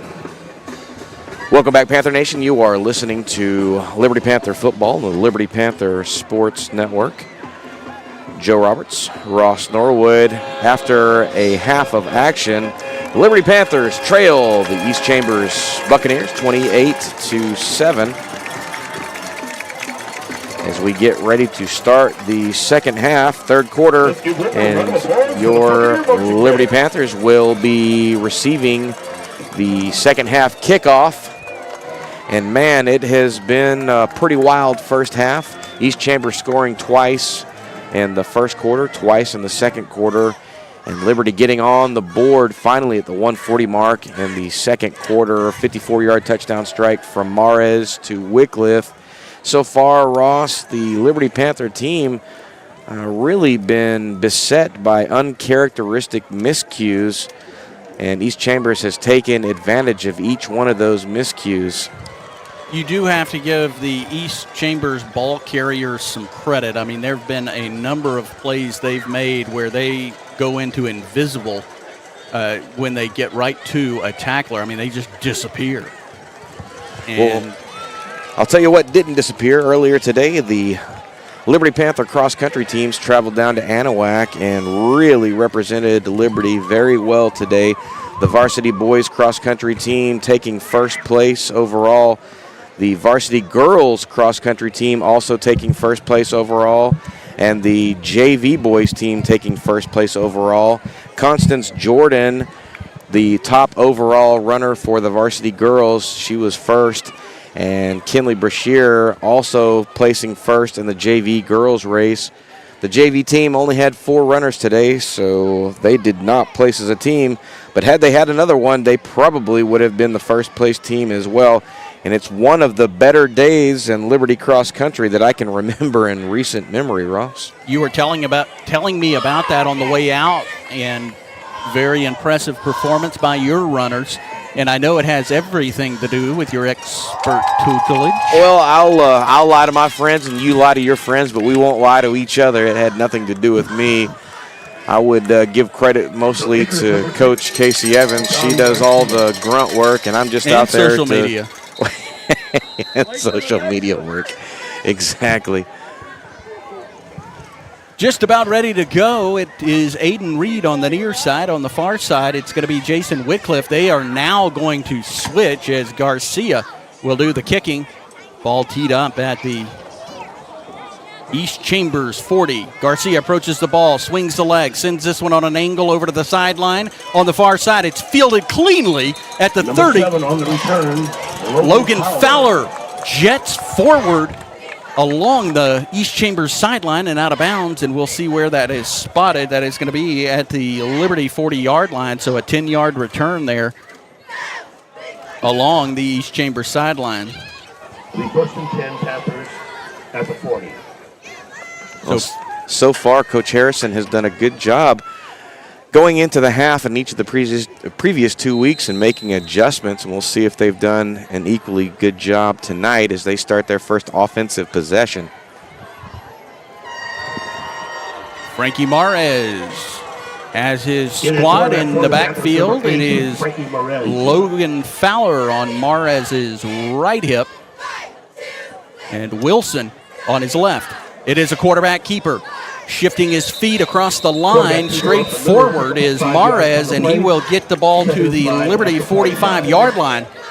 A nice 5-yard pickup on first down, and that is going to be Jackson Seabaugh with the tackle for East Chambers. Yeah, the big boys up front trying to create some running room for Mares, Nolan Kay, Keenan Clevenger, and Ethan Tully, among others. 2 wide receivers on the far side, 1 on the near side. Whitcliffe, the near side receiver. This ball handed off to Wilson. Wilson runs right, cuts back up, and crosses the 50, and is taken down at the... Trying to see where exactly that is. 47-yard line and into East Chambers territory. Liberty trailing East Chambers 28-7. Well, in case you're wondering why I'm not popping up a graphic for Mr. Wilson, he was actually on the sub-varsity when the season started, and he was not wearing a varsity uniform on media day, so that's why I don't have one for him. I'm working on getting one for him moving forward. Again, this is the last non-district game. The Liberty Panthers moving into their bye week next week, Ross. Again, Wilson to the left of Mares. Fowler to the right. This is handed off to Fowler. Fowler cuts up the middle. He's going to cut over again, and he is still on his feet at the 30-yard line. The ball pops loose, but the officials say he was down. And that is the biggest gain of the night on the ground for the Liberty Panthers, and what a big gain for Liberty. And now the officials are going to come together and talk about this, I think. The umpire was pointing in the direction of an East Chambers recovery, but he may have been asking for a football. Well, they're going to move the chains now in the correct direction if you're a Panther fan. Beyond the East Chambers 30-yard line, 1st and 10 for Liberty. Bryce Guillory with the stop for East Chambers. From the East Chambers 30 on the far hash, Mares with Wilson to his right. Puts Geezy in motion left to right. It is going to be kept by Mares after some deception. He goes straight forward and across the 30, and he will be taken down inside the 30 at the East Chambers 29-yard line. Be about a pickup of a yard, maybe 2 on the play, and Mares trying to do what he did last week, put the team on his back and move forward this East Chambers defensive line pretty scrappy. 28-7 East Chambers, under 9 minutes and 54 seconds left as the clock runs. Second down, and we'll call it 8 from the East Chambers 29-yard line. Mares with 2 backs to his right and left. Takes the snap, fakes the handoff, looks right, tries to get Whitcliffe. The pass is broken up, though, by Corbin Moore. Pass is broken up by number 14, Corbin Moore. And it'll bring up 3rd down. That was a nice route that Wycliffe ran. It just happened to be a nice defensive coverage called there. And another pretty pass from Frankie Mares. His progression from his freshman to his junior year has been pretty remarkable. 3rd down and 9 for Liberty from the East Chambers 29-yard line. Ball in the middle of the field. Wilson is lined up behind Mares. Mares snaps. He's going to fake the handoff to Wilson. He's going to keep it. He goes left, still on his feet across the 20, the 15, inside the 10, and he will be taken down inside the East Chambers 5-yard line. And what a nice pickup from the junior quarterback. That's what we saw a whole boatload of in the second half last week, Ross. Ricardo Lopez with the stop for East Chambers. They are going to say he was down at the East Chamber 5. Well, we wondered how they were going to respond coming out of halftime, and so far so good, although there is a mountain still to climb.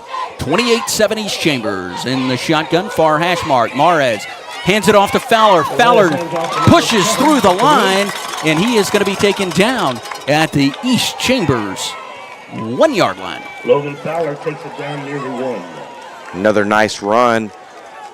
And they are really relying on that big offensive line to push some bodies up front. Line created some space. Fowler barreled forward.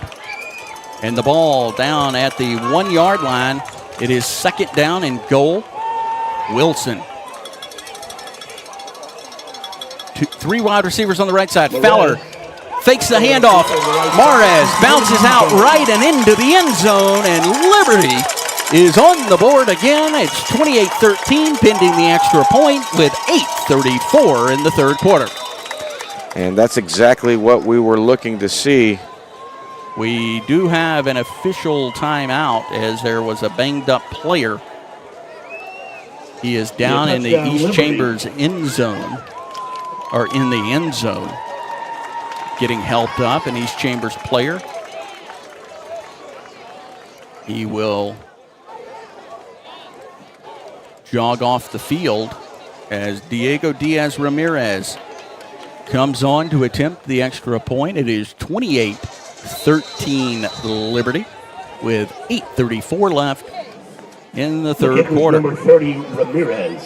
Ramirez marks off his distance. Mares going to do the holding from the 10. Good snap, hold down, kick easily through the uprights as it flies over the fence and into the field house area.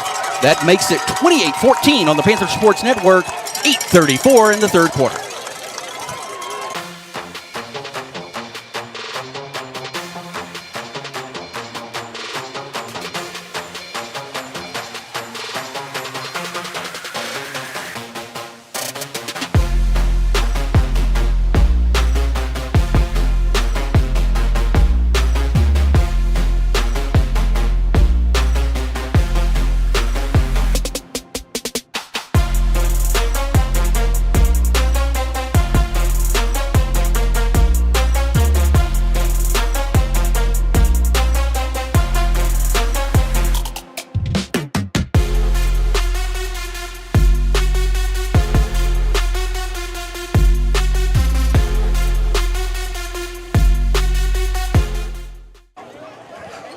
Welcome back, Panther Nation. You are listening to Liberty Panther football on the Liberty Panther Sports Network. 8:34 to go here in the 3rd quarter, and Liberty strikes in their first offensive possession. Frankie Mares, right-hand side for 3 yards and the touchdown. Liberty trails 28-14, getting set to kick off. Ross? Well, it's interesting. The deep near side returner for East Chambers has his jersey in the front tucked under his shoulder pads. You cannot see what his number is. I believe from the back it's number 8, and that would be Ethan Cart.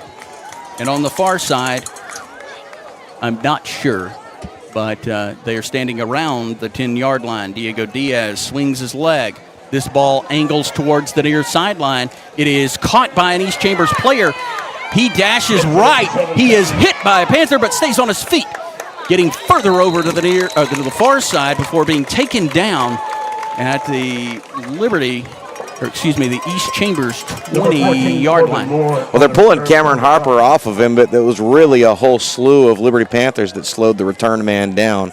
And that is also included in that LaDamian Wilson. I was doing my best not to say Tomlinson. Don't do it. I put it in your head and I messed you up. East Chambers will get their first possession of the second half. They lead your Liberty Panthers 28-14. Take over on their 20-yard line. That ball was returned by Corbin Moore. Fontenot under center.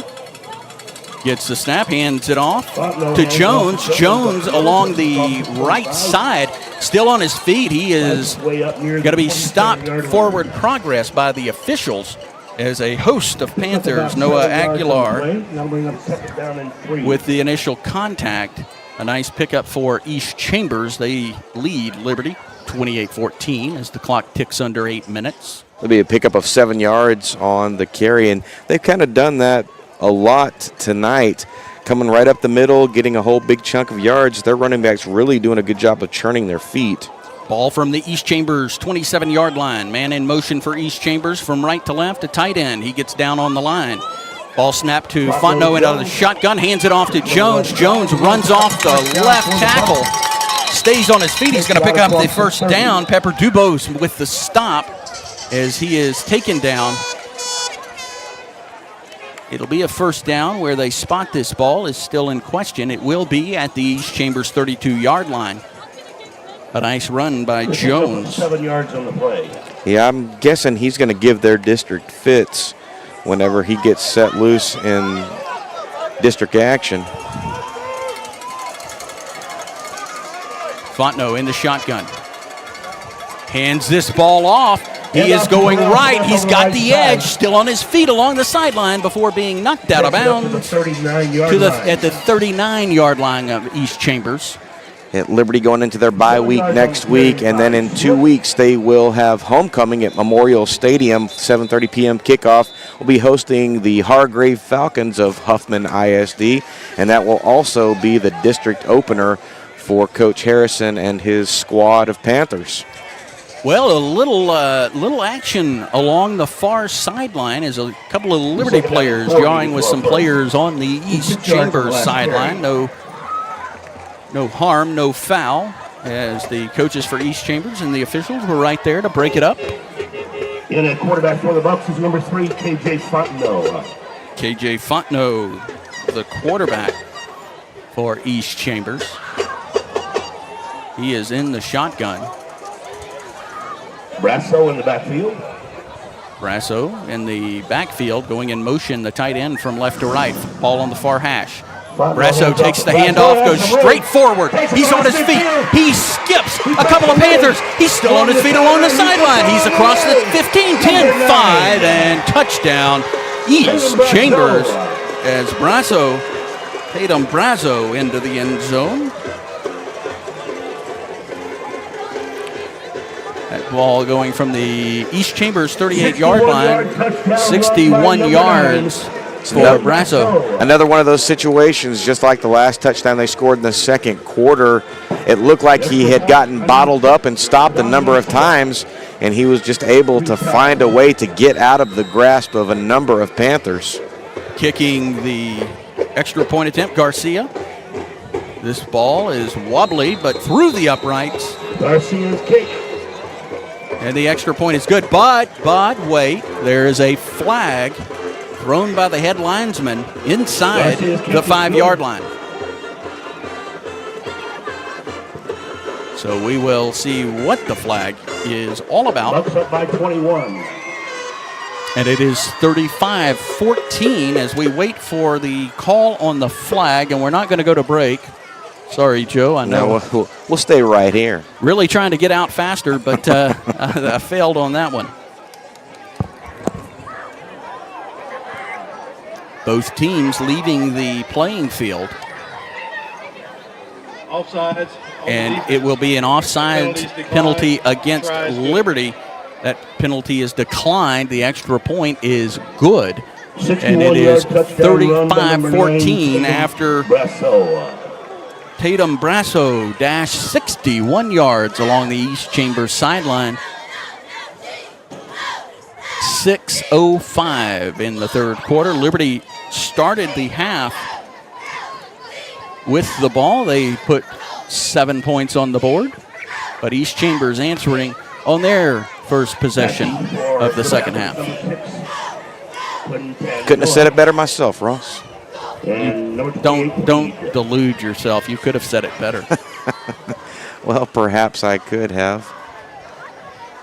Aiden Reed deep and Quintanilla on the near side. Reed on the far side. They stand at the Liberty 20-yard line. Garcia, all teed up at his 40-yard line. He gets back. He's had some short kicks. And some confusion as a coach ran out. Here is the kick from Garcia. This ball high, a spinner. It is going to be fielded by Reed inside the 10-yard line. Reed takes off right. He eludes one tackler before being brought down at the 22-yard line of Liberty on the near side. And we're going to have some extracurricular activity on the far side of the field as a late flag comes in. They'll get this thing sorted out. The flag is sitting inside the Liberty 30-yard line at the 28-yard line.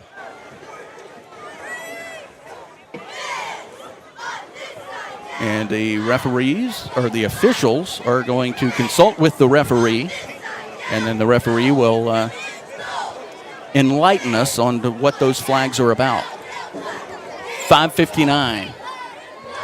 4-0 Houston Astros as they are playing in the top of the third in Los Angeles. They are playing the offsetting penalties. They're going to be personal fouls against both teams. First down.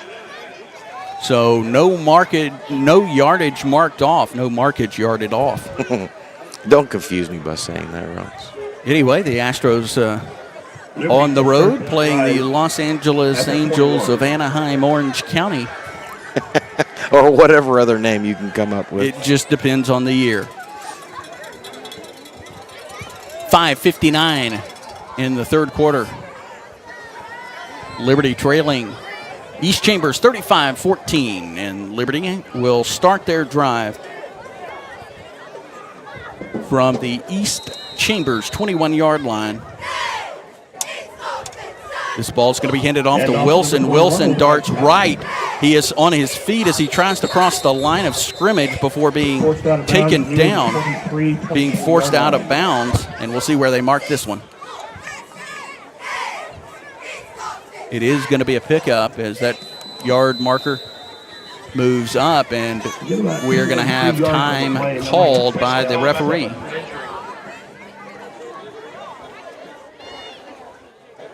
And it's going to be an injured East Chambers player who got banged up on his feet on the near sideline. Now the trainer's out to work on him. It's like Michael Pope, the athletic trainer for the Liberty Panthers, right there. Yeah, he kind of went away from us for a bit and then back with us again this year.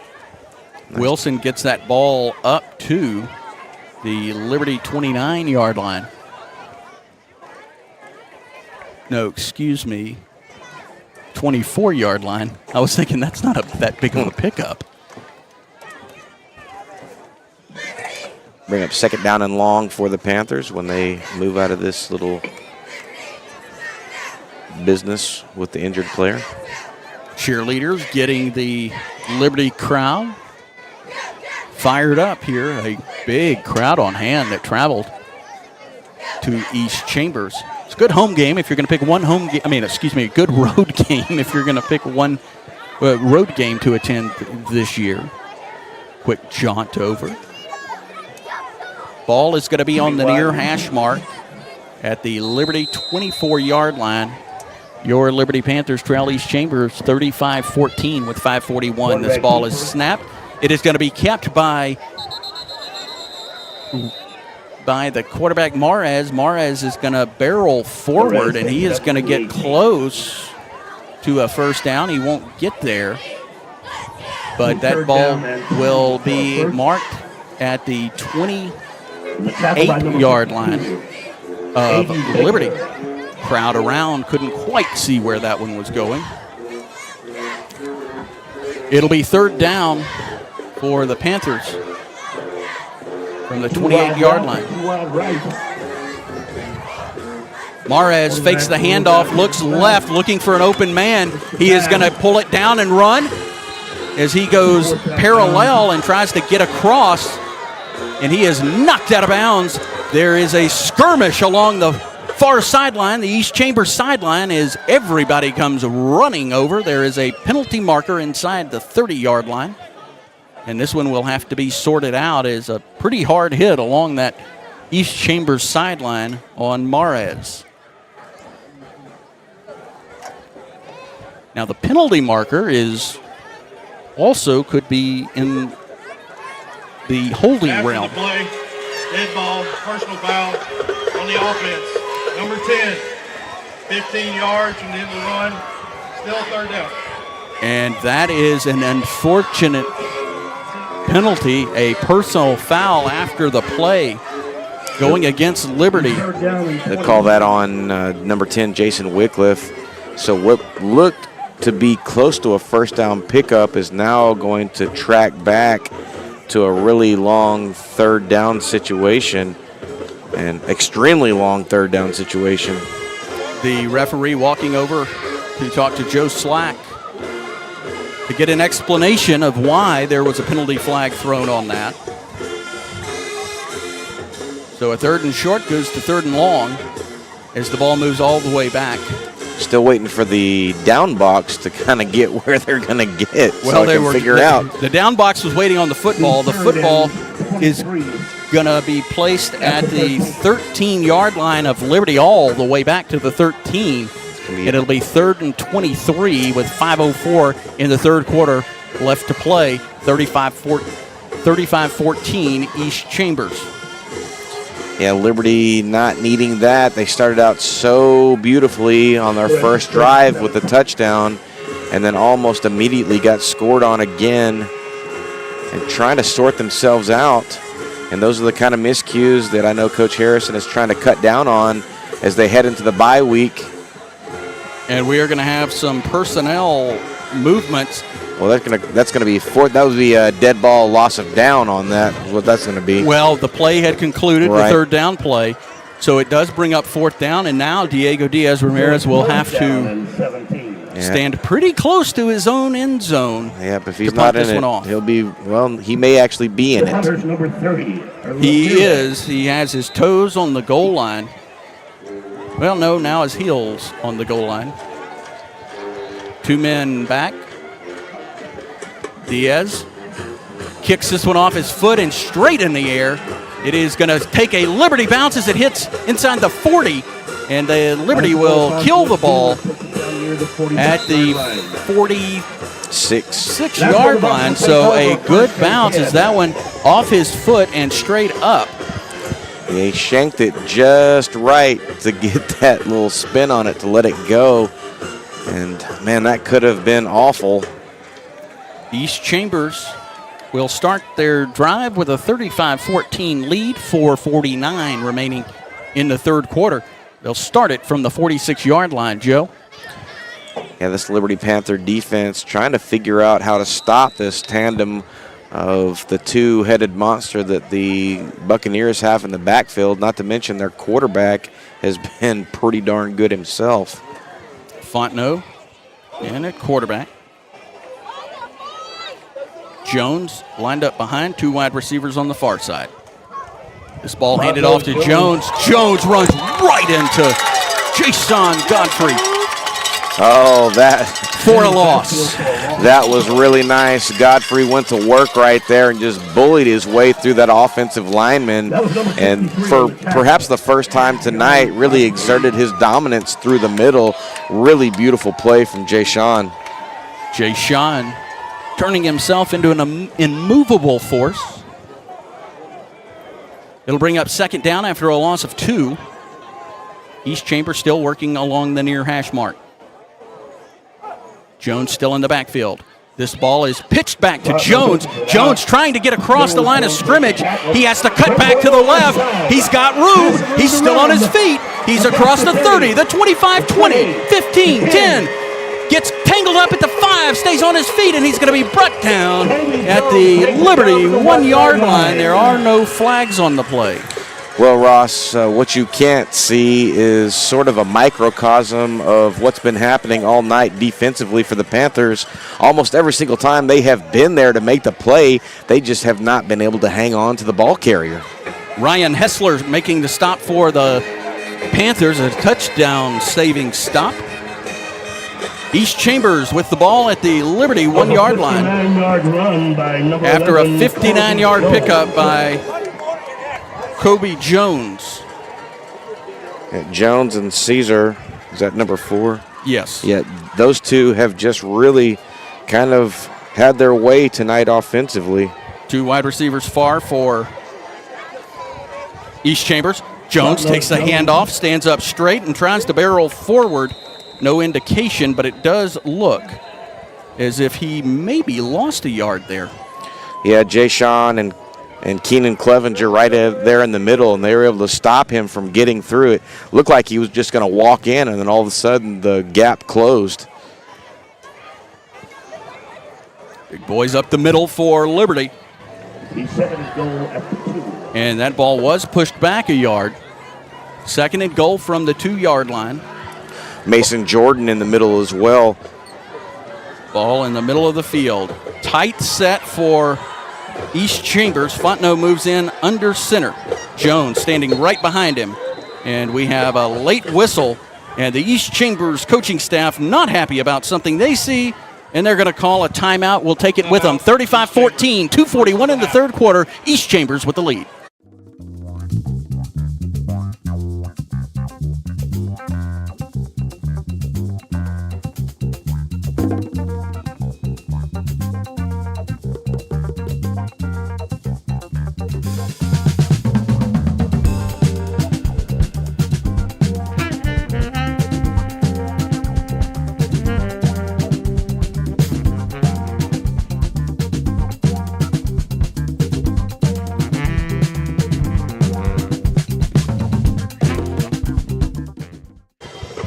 Welcome back, Panther Nation. You are listening to Liberty Panther football on the Liberty Panther Sports Network. 2:41 to go here in the 3rd quarter.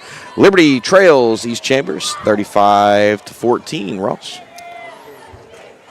East Chambers after a 59-yard Kobe Jones dash. Left in the 3rd. Ran a play from the 1, got pushed back by Jason Godfrey and Keenan Clevenger. Again, a tight set with Fontenot under center. 2 men in the backfield, a big fullback. Jones gets this, runs right, cuts back inside, and he will get into the end zone for a touchdown. East Chambers with 2:35 left in the 3rd quarter. And East Chambers adding to their lead. They put up 6 more.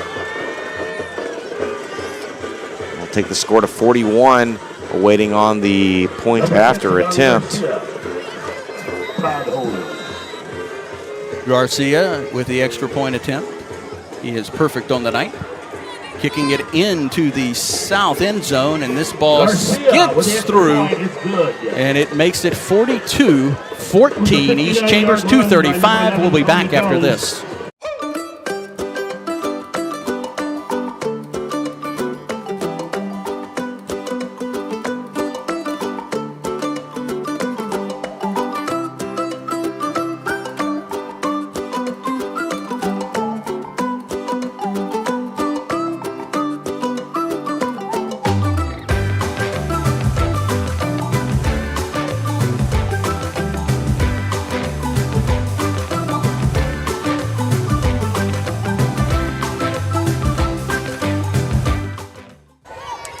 Welcome back, Panther Nation. You are listening to Liberty Panther football on the Liberty Panther Sports Network. Joe Roberts, Ross Norwood in Winnie, Texas for the final non-district action for your Liberty Panthers. They head into their bye week next week. 2:35 in the third quarter, and your Liberty Panthers trailing 42-14 after a Jones touchdown. 2:35 left.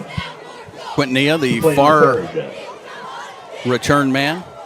Aiden Reed on the near side. They stand at the Liberty 15-yard line awaiting the kickoff by Garcia. Joe, tough so far tonight. Well, they're going to have a lot to look at when they go into the drawing room, as it were, tomorrow and try to figure themselves out over the course of this next week. The good news is they have some injured Panthers, important injured Panthers, that will return on homecoming night. This ball is fielded by Fowler. Fowler is getting loose. He is loose. He's running to his left near the sideline of East Chambers. He will be finally taken down at the waist inside the East Chambers 40, and they may give him the 35. A beautiful return from Logan Fowler. He let that develop up the middle and was able to burst through that broken coverage, and he only had one man to beat and just barely got tripped up. He is going to be given the 35-yard line of East Chambers, taking him down. Aiden Garcia, the kicker, the last man. It's 1st and 10. So 1st and 10. Excellent field position for the Panthers. They trail East Chambers 42-14 with 2:25 left in the third quarter. Well, whatever they're going to do, they're going to try and figure out what they can hang their hat on. Again, moving into the bye, going to get a whole bunch of injured Panthers back in 2 weeks, which will help tremendously. Pretty important pieces missing right now. Frankie Mares brings his offense back on the field. 2 wide receivers stacked on the far side, 1 on the near side, and we have a flag. Delay game on the offense.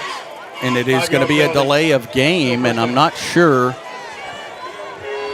if the clock reset. 1 clock in the south end zone reads 25.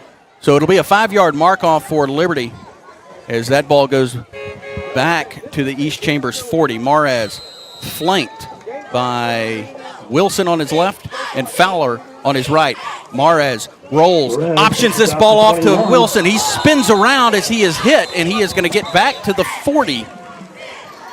The tackle made behind the line. And the tackle, they're going to say no, it was behind the line of scrimmage. Bryce Guillory, his knee goes down, even though he fell for it. Nope, they are giving him the 40. I'll just shut up until they actually say where that is.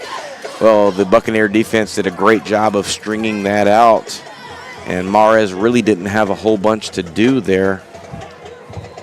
Near side receiver, Ryan Hessler. 2 wide receivers, Geezy and Whitcliffe on the far side. This ball is going to be handed off to Fowler. Fowler immediately carrying some East Chambers Buccaneers, and he is taken down as he gets that ball back to the 35-yard line. He is taken down by Kevin Dodd.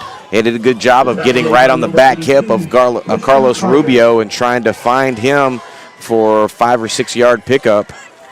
This will bring them back to the original line of scrimmage before the delay of game penalty. It'll be 3rd down and 10 from the East Chambers 35-yard line. 1:13 and counting, 42-14 East Chambers. Again flanked by Fowler and Wilson. This ball snapped back. It's going to be kept by Mares. Mares swinging around. He's pulled down by his face mask, but it was not seen as the officials were blocked. Their view blocked, and he was yanked down by his face mask. Well, you know, bring up 4th down. I initially thought he was grabbed by his face mask, but I'm not sure that he didn't just get the front of his pads. And the way he was pulled down, it looked like a face mask. Although we know I'm blind, so it quite well could be. There is actually a penalty marker. Nope, they're going to wave off the penalty. The penalty marker thrown by the umpire. But after consulting with the referee, and the Panther faithful are voicing their displeasure. Well, I thought it was a face mask at first, too, but I really am not sure he grabbed him by the face mask. I thought the officials were blocked by all of the bodies. No, I can definitely agree with that because it was right in that mix-up scrum. It's going to be 4th and long, but this is go-for-it territory for sure. Liberty trailing East Chambers 42-14, under a minute, now under 50 seconds. And they want the play clock, and they are going to get the play clock restarted as it did not get set properly. We're listening to Liberty Panther football on the Liberty Panther Sportz Network. Ross Norwood on play-by-play tonight. Joe Roberts, Winnie TX. And Liberty is going to call a timeout as the clock stops. 21 seconds in the third quarter, 42-14. East Chambers back in a moment.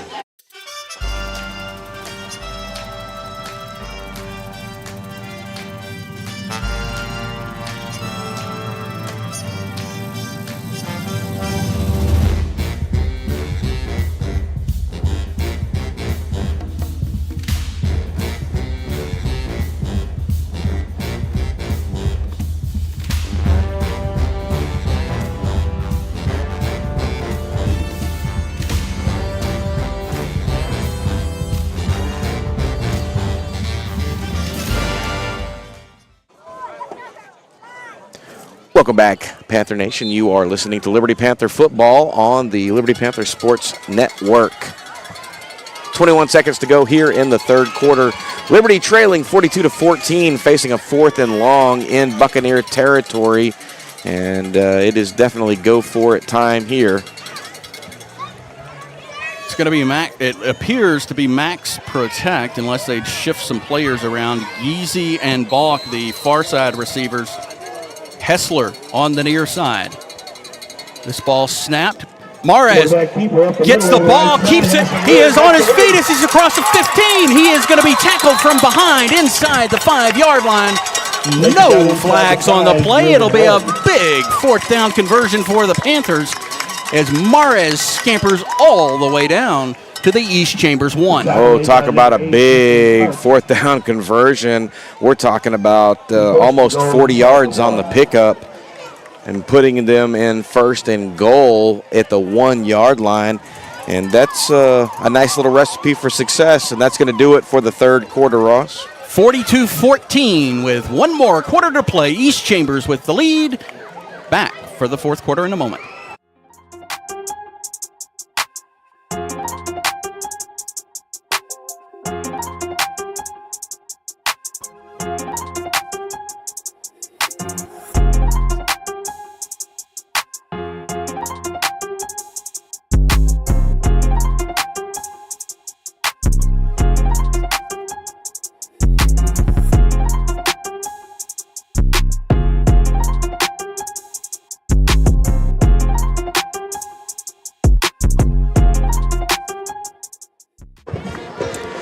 Welcome back, Panther Nation. You are listening to Liberty Panther football on the Liberty Panther Sports Network. After 3 quarters of action, Liberty trails 42-14, but lightning in a bottle, Frankie Mares with about a 40-yard pickup on 4th down to the 1-yard line of the East Chambers Buccaneers. And what about that offensive line just road grading for Frankie? Yeah, they opened that up, and a great job by the line, not creating that space without any holding. And it's the usual suspects. And Nolan Kay, Ethan Tully, Carlos Rubio, amongst others on that offensive line. And man, they've got a very well-seasoned line.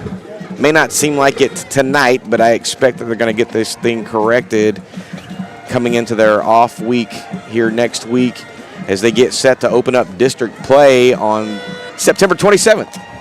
Jackson Harris also on the line. And from the 1-yard line, both Logan Fowler lining up. He's going to take the handoff from Mares, and he skates into the end zone, and it's a touchdown for Liberty. First play of the fourth quarter. 11:57 left in this ball game. Liberty now trails 20-42.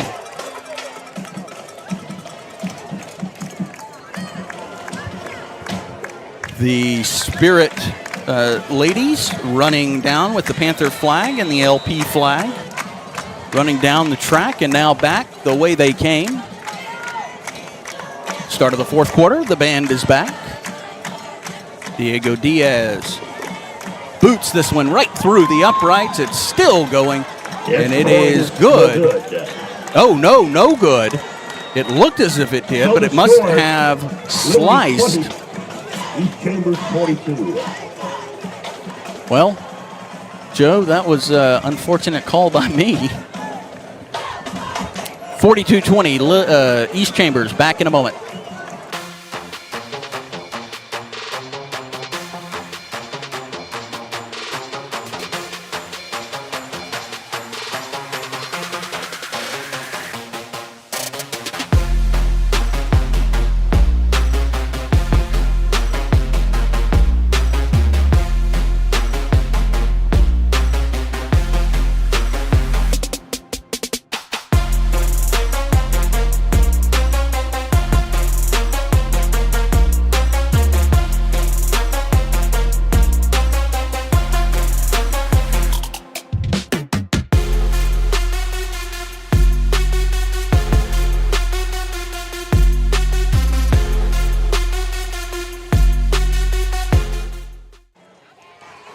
Welcome back, Panther Nation. You are listening to Liberty Panther football on the Liberty Panther Sports Network. 11:57 to go in the fourth quarter. Logan Fowler with a touchdown, and Diego Diaz coming on and missing the point after attempt. Uncharacteristic from that young man, although I will give him a little cushion there. It's his first game after a pretty big knee injury last year. Yeah, still with the knee brace. And he is ready here as the Panthers try for an onside kick. It's a high bouncing kick, and it is recovered by the Panthers. Parker Balch. That was a big-time recovery, and just when you think he can't do anything better, he redeems himself after the missed PAT. Diego Diaz with a beautiful onside kick attempt on the left-hand side. It took the correct amount of bounce, and Parker Balch almost didn't even have to break stride on that. I mean, he was right there, and you can tell they have practiced that one quite a bit, and Diego Diaz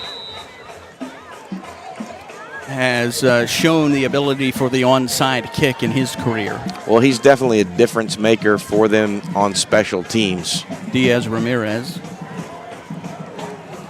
So Liberty starts this ball in East Chambers territory, fourth quarter. They trail 42-20. Pitch back to Wilson. Wilson running left. He's got tacklers on his hip. He stays on his feet, and he is going to barrel forward for a few yards, and he's taken down by Ricardo Lopez. Again, I apologize if you're waiting to see a Wilson graphic card pop up. He was on the freshman team when we started. And during media day, I didn't get a chance to get him in a varsity uniform, and I'm not sure they even knew he would be a varsity player. Ball on the near hash mark at the East Chambers 33-yard line. My spotter doing a fantastic job. 11-17 in the fourth quarter.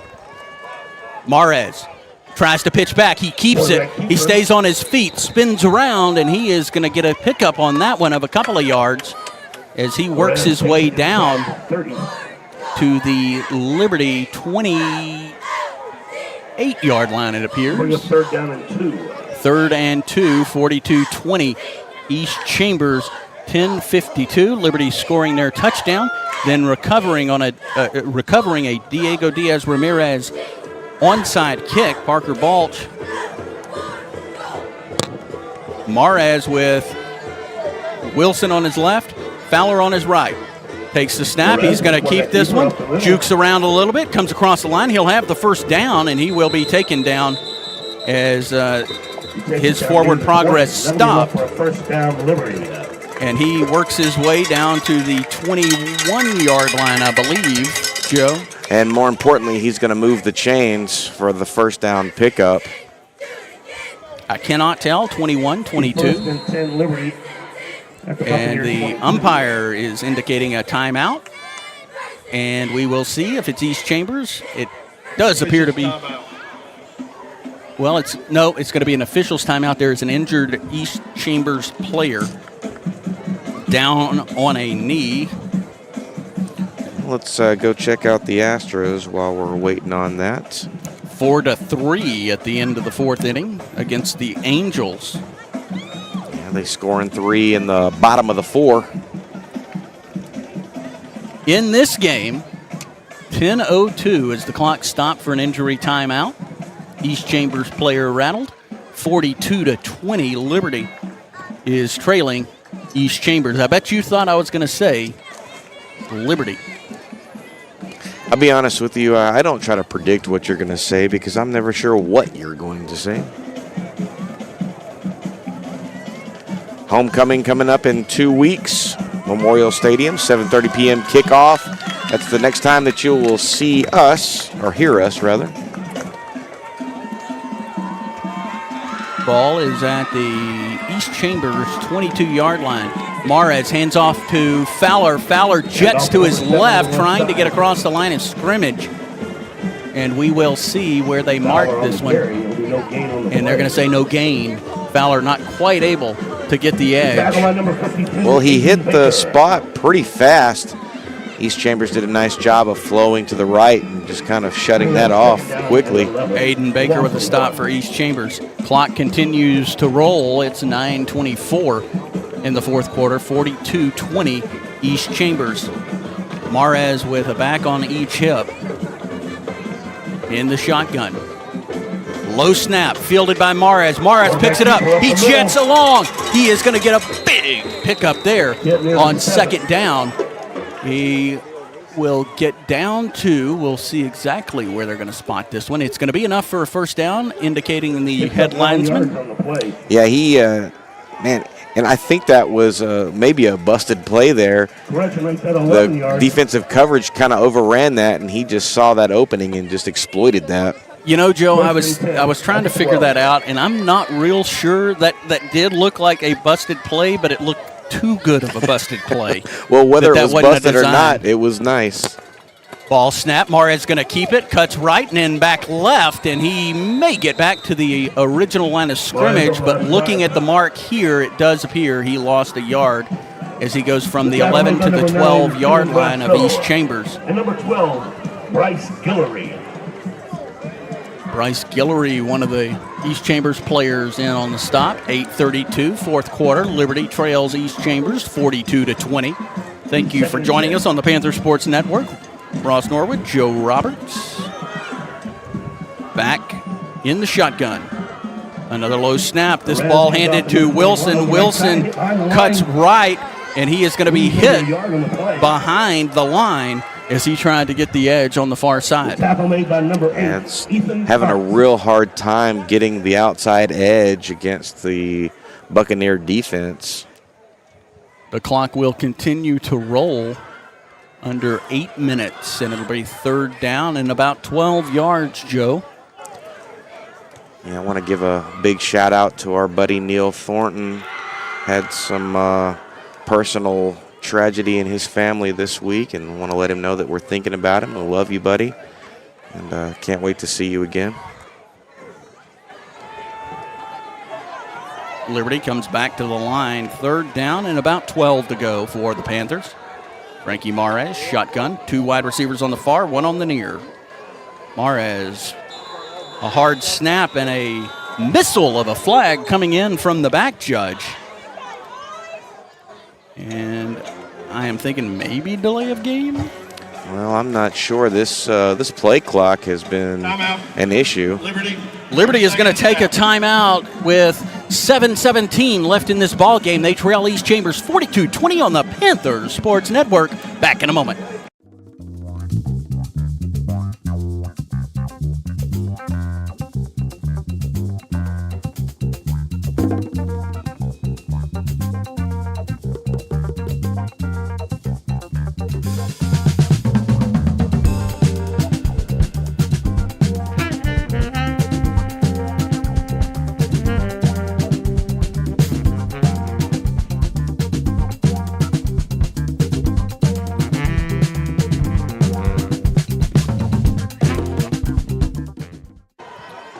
Welcome back, Panther Nation. You are listening to Liberty Panther football on the Liberty Panther Sports Network. 7:17 to go here in the fourth quarter, Ross. Third down play for Liberty, third and about 12. They need the 2 for a first down. This is 4-down territory, trailing 42-20 in the fourth quarter.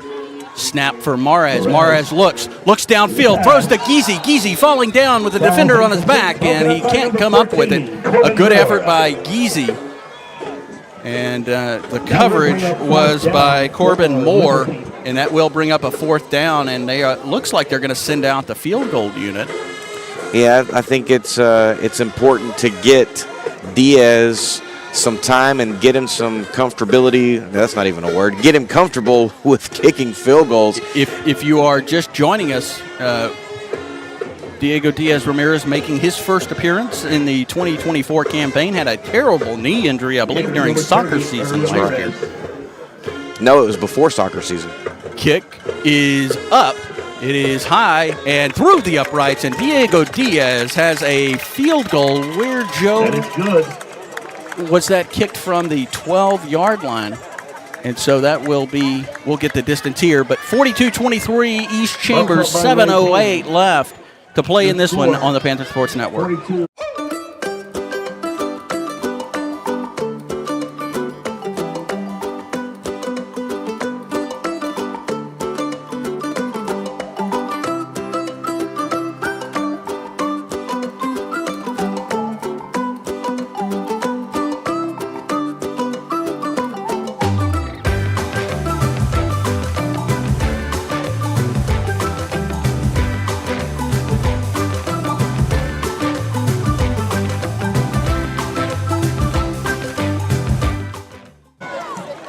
Welcome back, Panther Nation. You are listening to Liberty Panther football on the Liberty Panther Sports Network. Joe Roberts, Ross Norwood.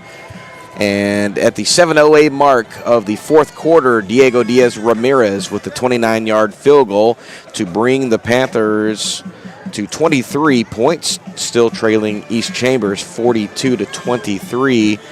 And it's all you, Ross. So the Panthers will tee it up at the 40-yard line. The last time they did this, Diego Diaz Ramirez featured an onside kick that was returned by Parker Balch.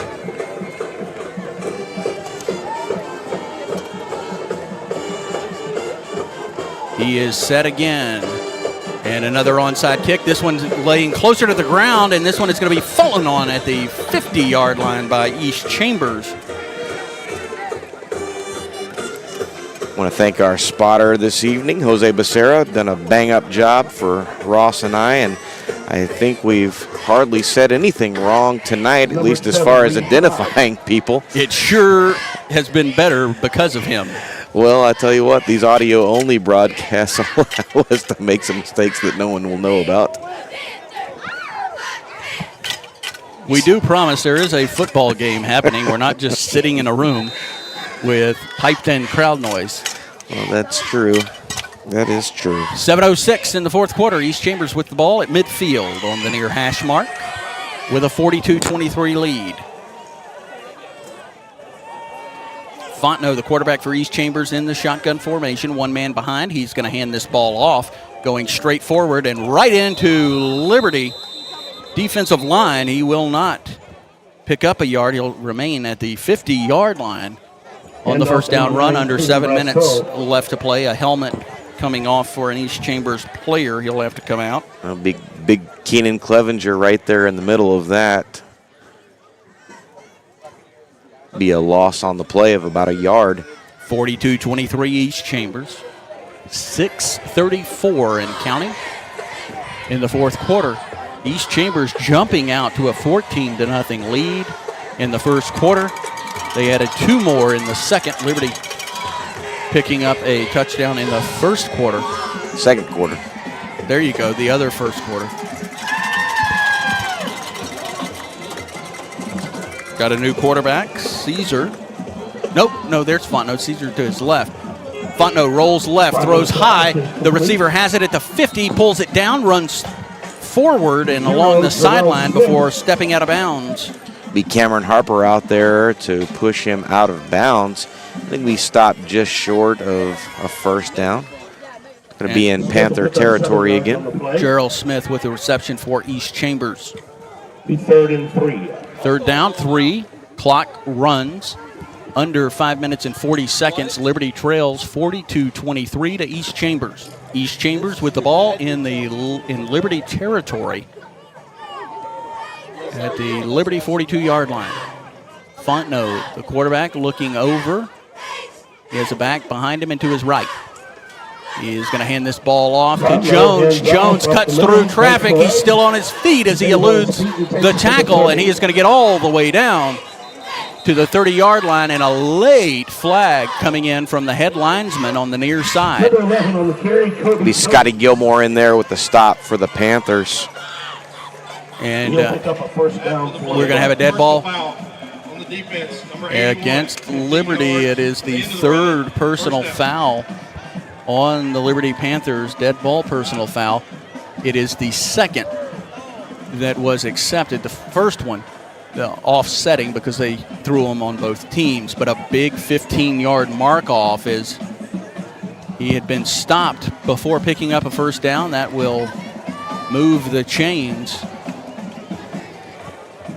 And they will walk this one off from the Liberty 30-yard line, a 15-yard clip here that is definitely not what the Panthers want with 5:14 left in this ball game. 42-23 East Chambers, and now deep in Liberty territory at the Liberty 15-yard line after the walk-off on the dead ball penalty against the Panther defense.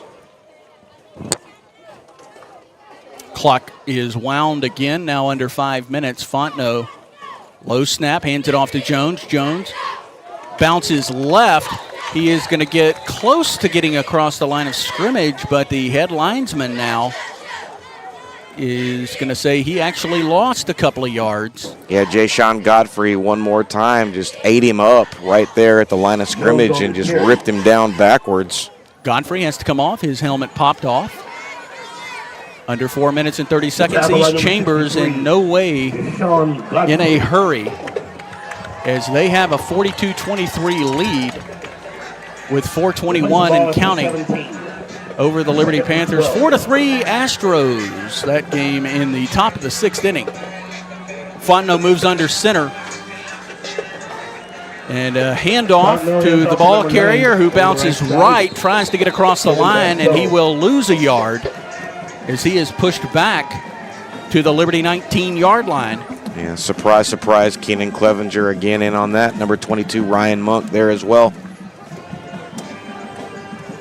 Two names that you can almost book being involved in a stop for the Panthers. They're going to put it at the 18-yard line of Liberty. The original line of scrimmage was the 15, 3:36, and the clock still counting down. 42-23 East Chambers as the Liberty Panthers look to stop the Buccaneers from putting another one on the board. Fontenot back into the shotgun formation. Brasso in the backfield. And this ball is going to be pitched back to Brasso. Brasso goes right, cuts back inside, and he will bounce forward for about another yard. Be number 52, Bryce Casey, in on the stop. They read that option very well. And they are calling for the clock to be stopped. He's brought down by It'll bring up a 4th down play. Pepper Dubose with the part of the stop. Well, that was no stop by Pepper Dubose. They missed that one. That was Casey the entire way. Please reset. And the game clock continued to run. It sits at 2:54, but the referee now telling the press box to reset the game clock at 3 minutes and 8 seconds. It'll be 4th down. East Chambers from the Liberty. Did we say 18-yard line? Well, that's what the down box is laying at, is the 18-yard line.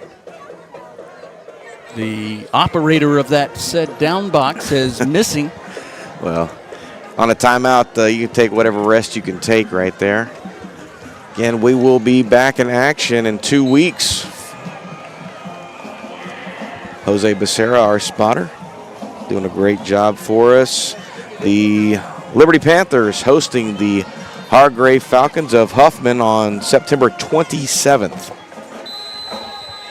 Be a 7:30 p.m. kickoff. And they're going to set up for a field goal attempt. This one coming from the Liberty 18.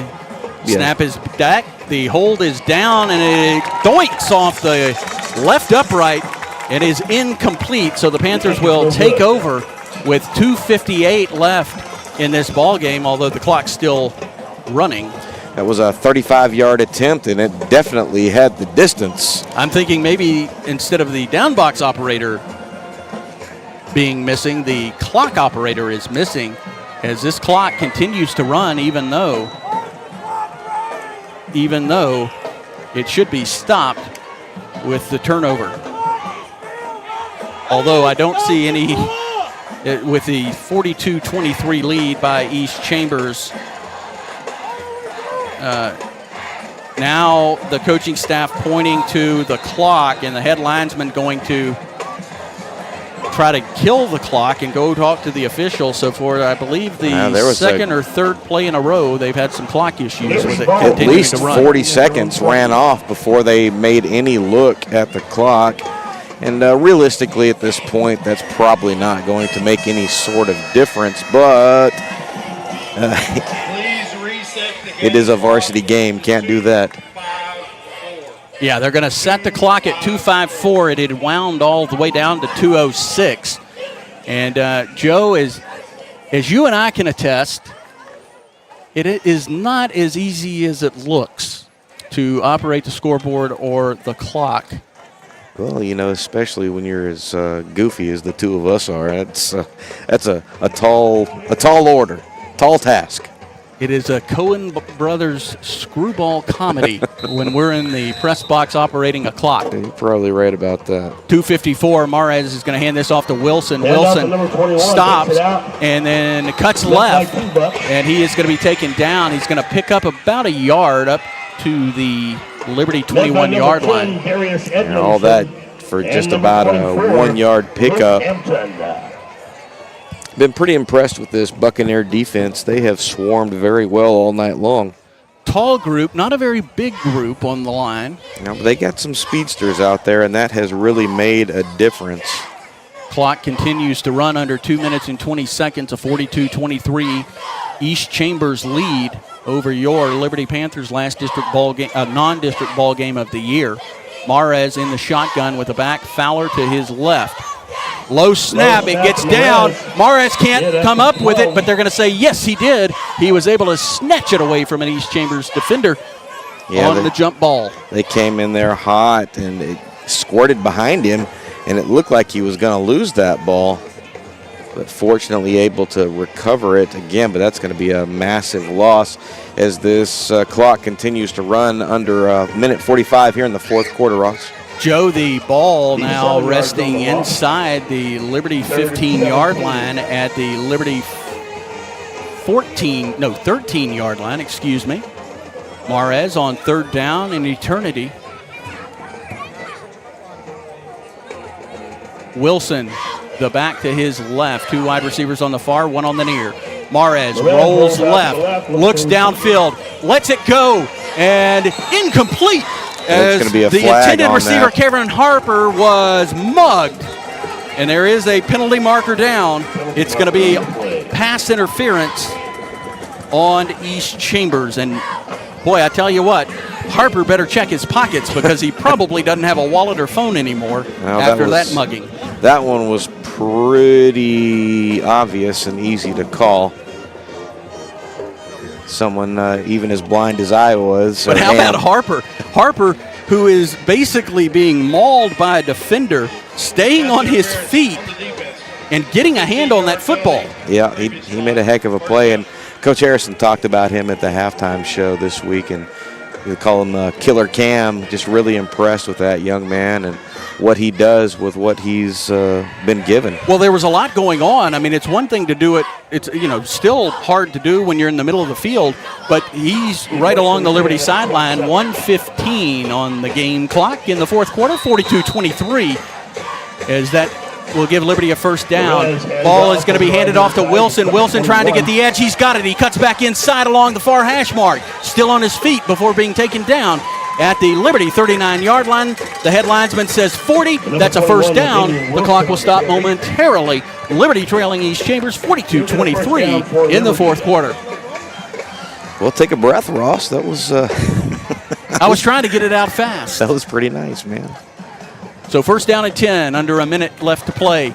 Snap back to Mares. Mares rolls left, looks downfield for a receiver. He lets the ball fly right before this ball underthrown. Parker Balch was the intended receiver inside the 30-yard line at the 26-yard line.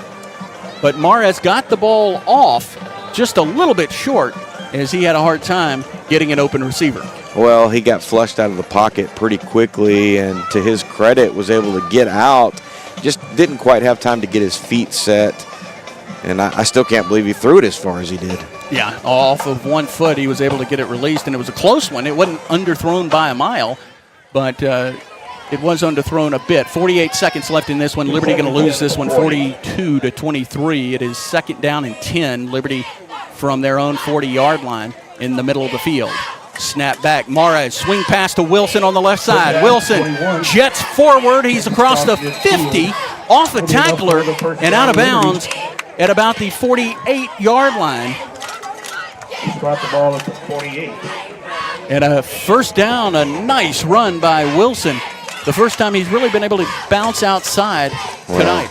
These are going to be empty calorie yards, as you well know, Ross. It is nice to see some bright spots. Yeah, the repetition sure. Here as 37 seconds. He got out of bounds. Clock stops. It'll start on the snap. Mares again gets it, rolls left, looks way down the field. He is overthrowing Cameron Harper. That'll stop the clock at the 31-second mark. And tonight, Ross, the Liberty Panthers have shown some flashes of brilliance, but some uncharacteristic mistakes throughout the course of the early quarters of this game just put them in a nearly insurmountable hole that they just were not able to overcome. Fortunately, this is a non-district game, so it's not going to prevent a playoff appearance. 31 seconds left, a 42-23 East Chambers lead. Mares out of the shotgun, rolls right, pulls the ball down. He's off a couple of tacklers. He bounces off. He stays on his feet, but he is going to be able to pick up about a yard on that as the clock will wind down. And that should probably be about the last play, as we are now under 14 seconds. And Liberty is going to drop this one 42-23, and East Chambers coming out quick and jumping ahead. Joe, quick thoughts on it before we wrap up. Well, like I said just a while ago, I really was impressed with the touchdown throw, the 54-yard touchdown throw from Mares to Wycliffe. They showed some brilliance. The offensive line had several opportunities, and they blew open big holes for the running back. Logan Fowler had some nice runs, but there were just too many times defensively that they got gashed up the middle. They couldn't get outside offensively. And these are things this coaching staff, they've been a wonderful coaching staff so far. They've made their adjustments.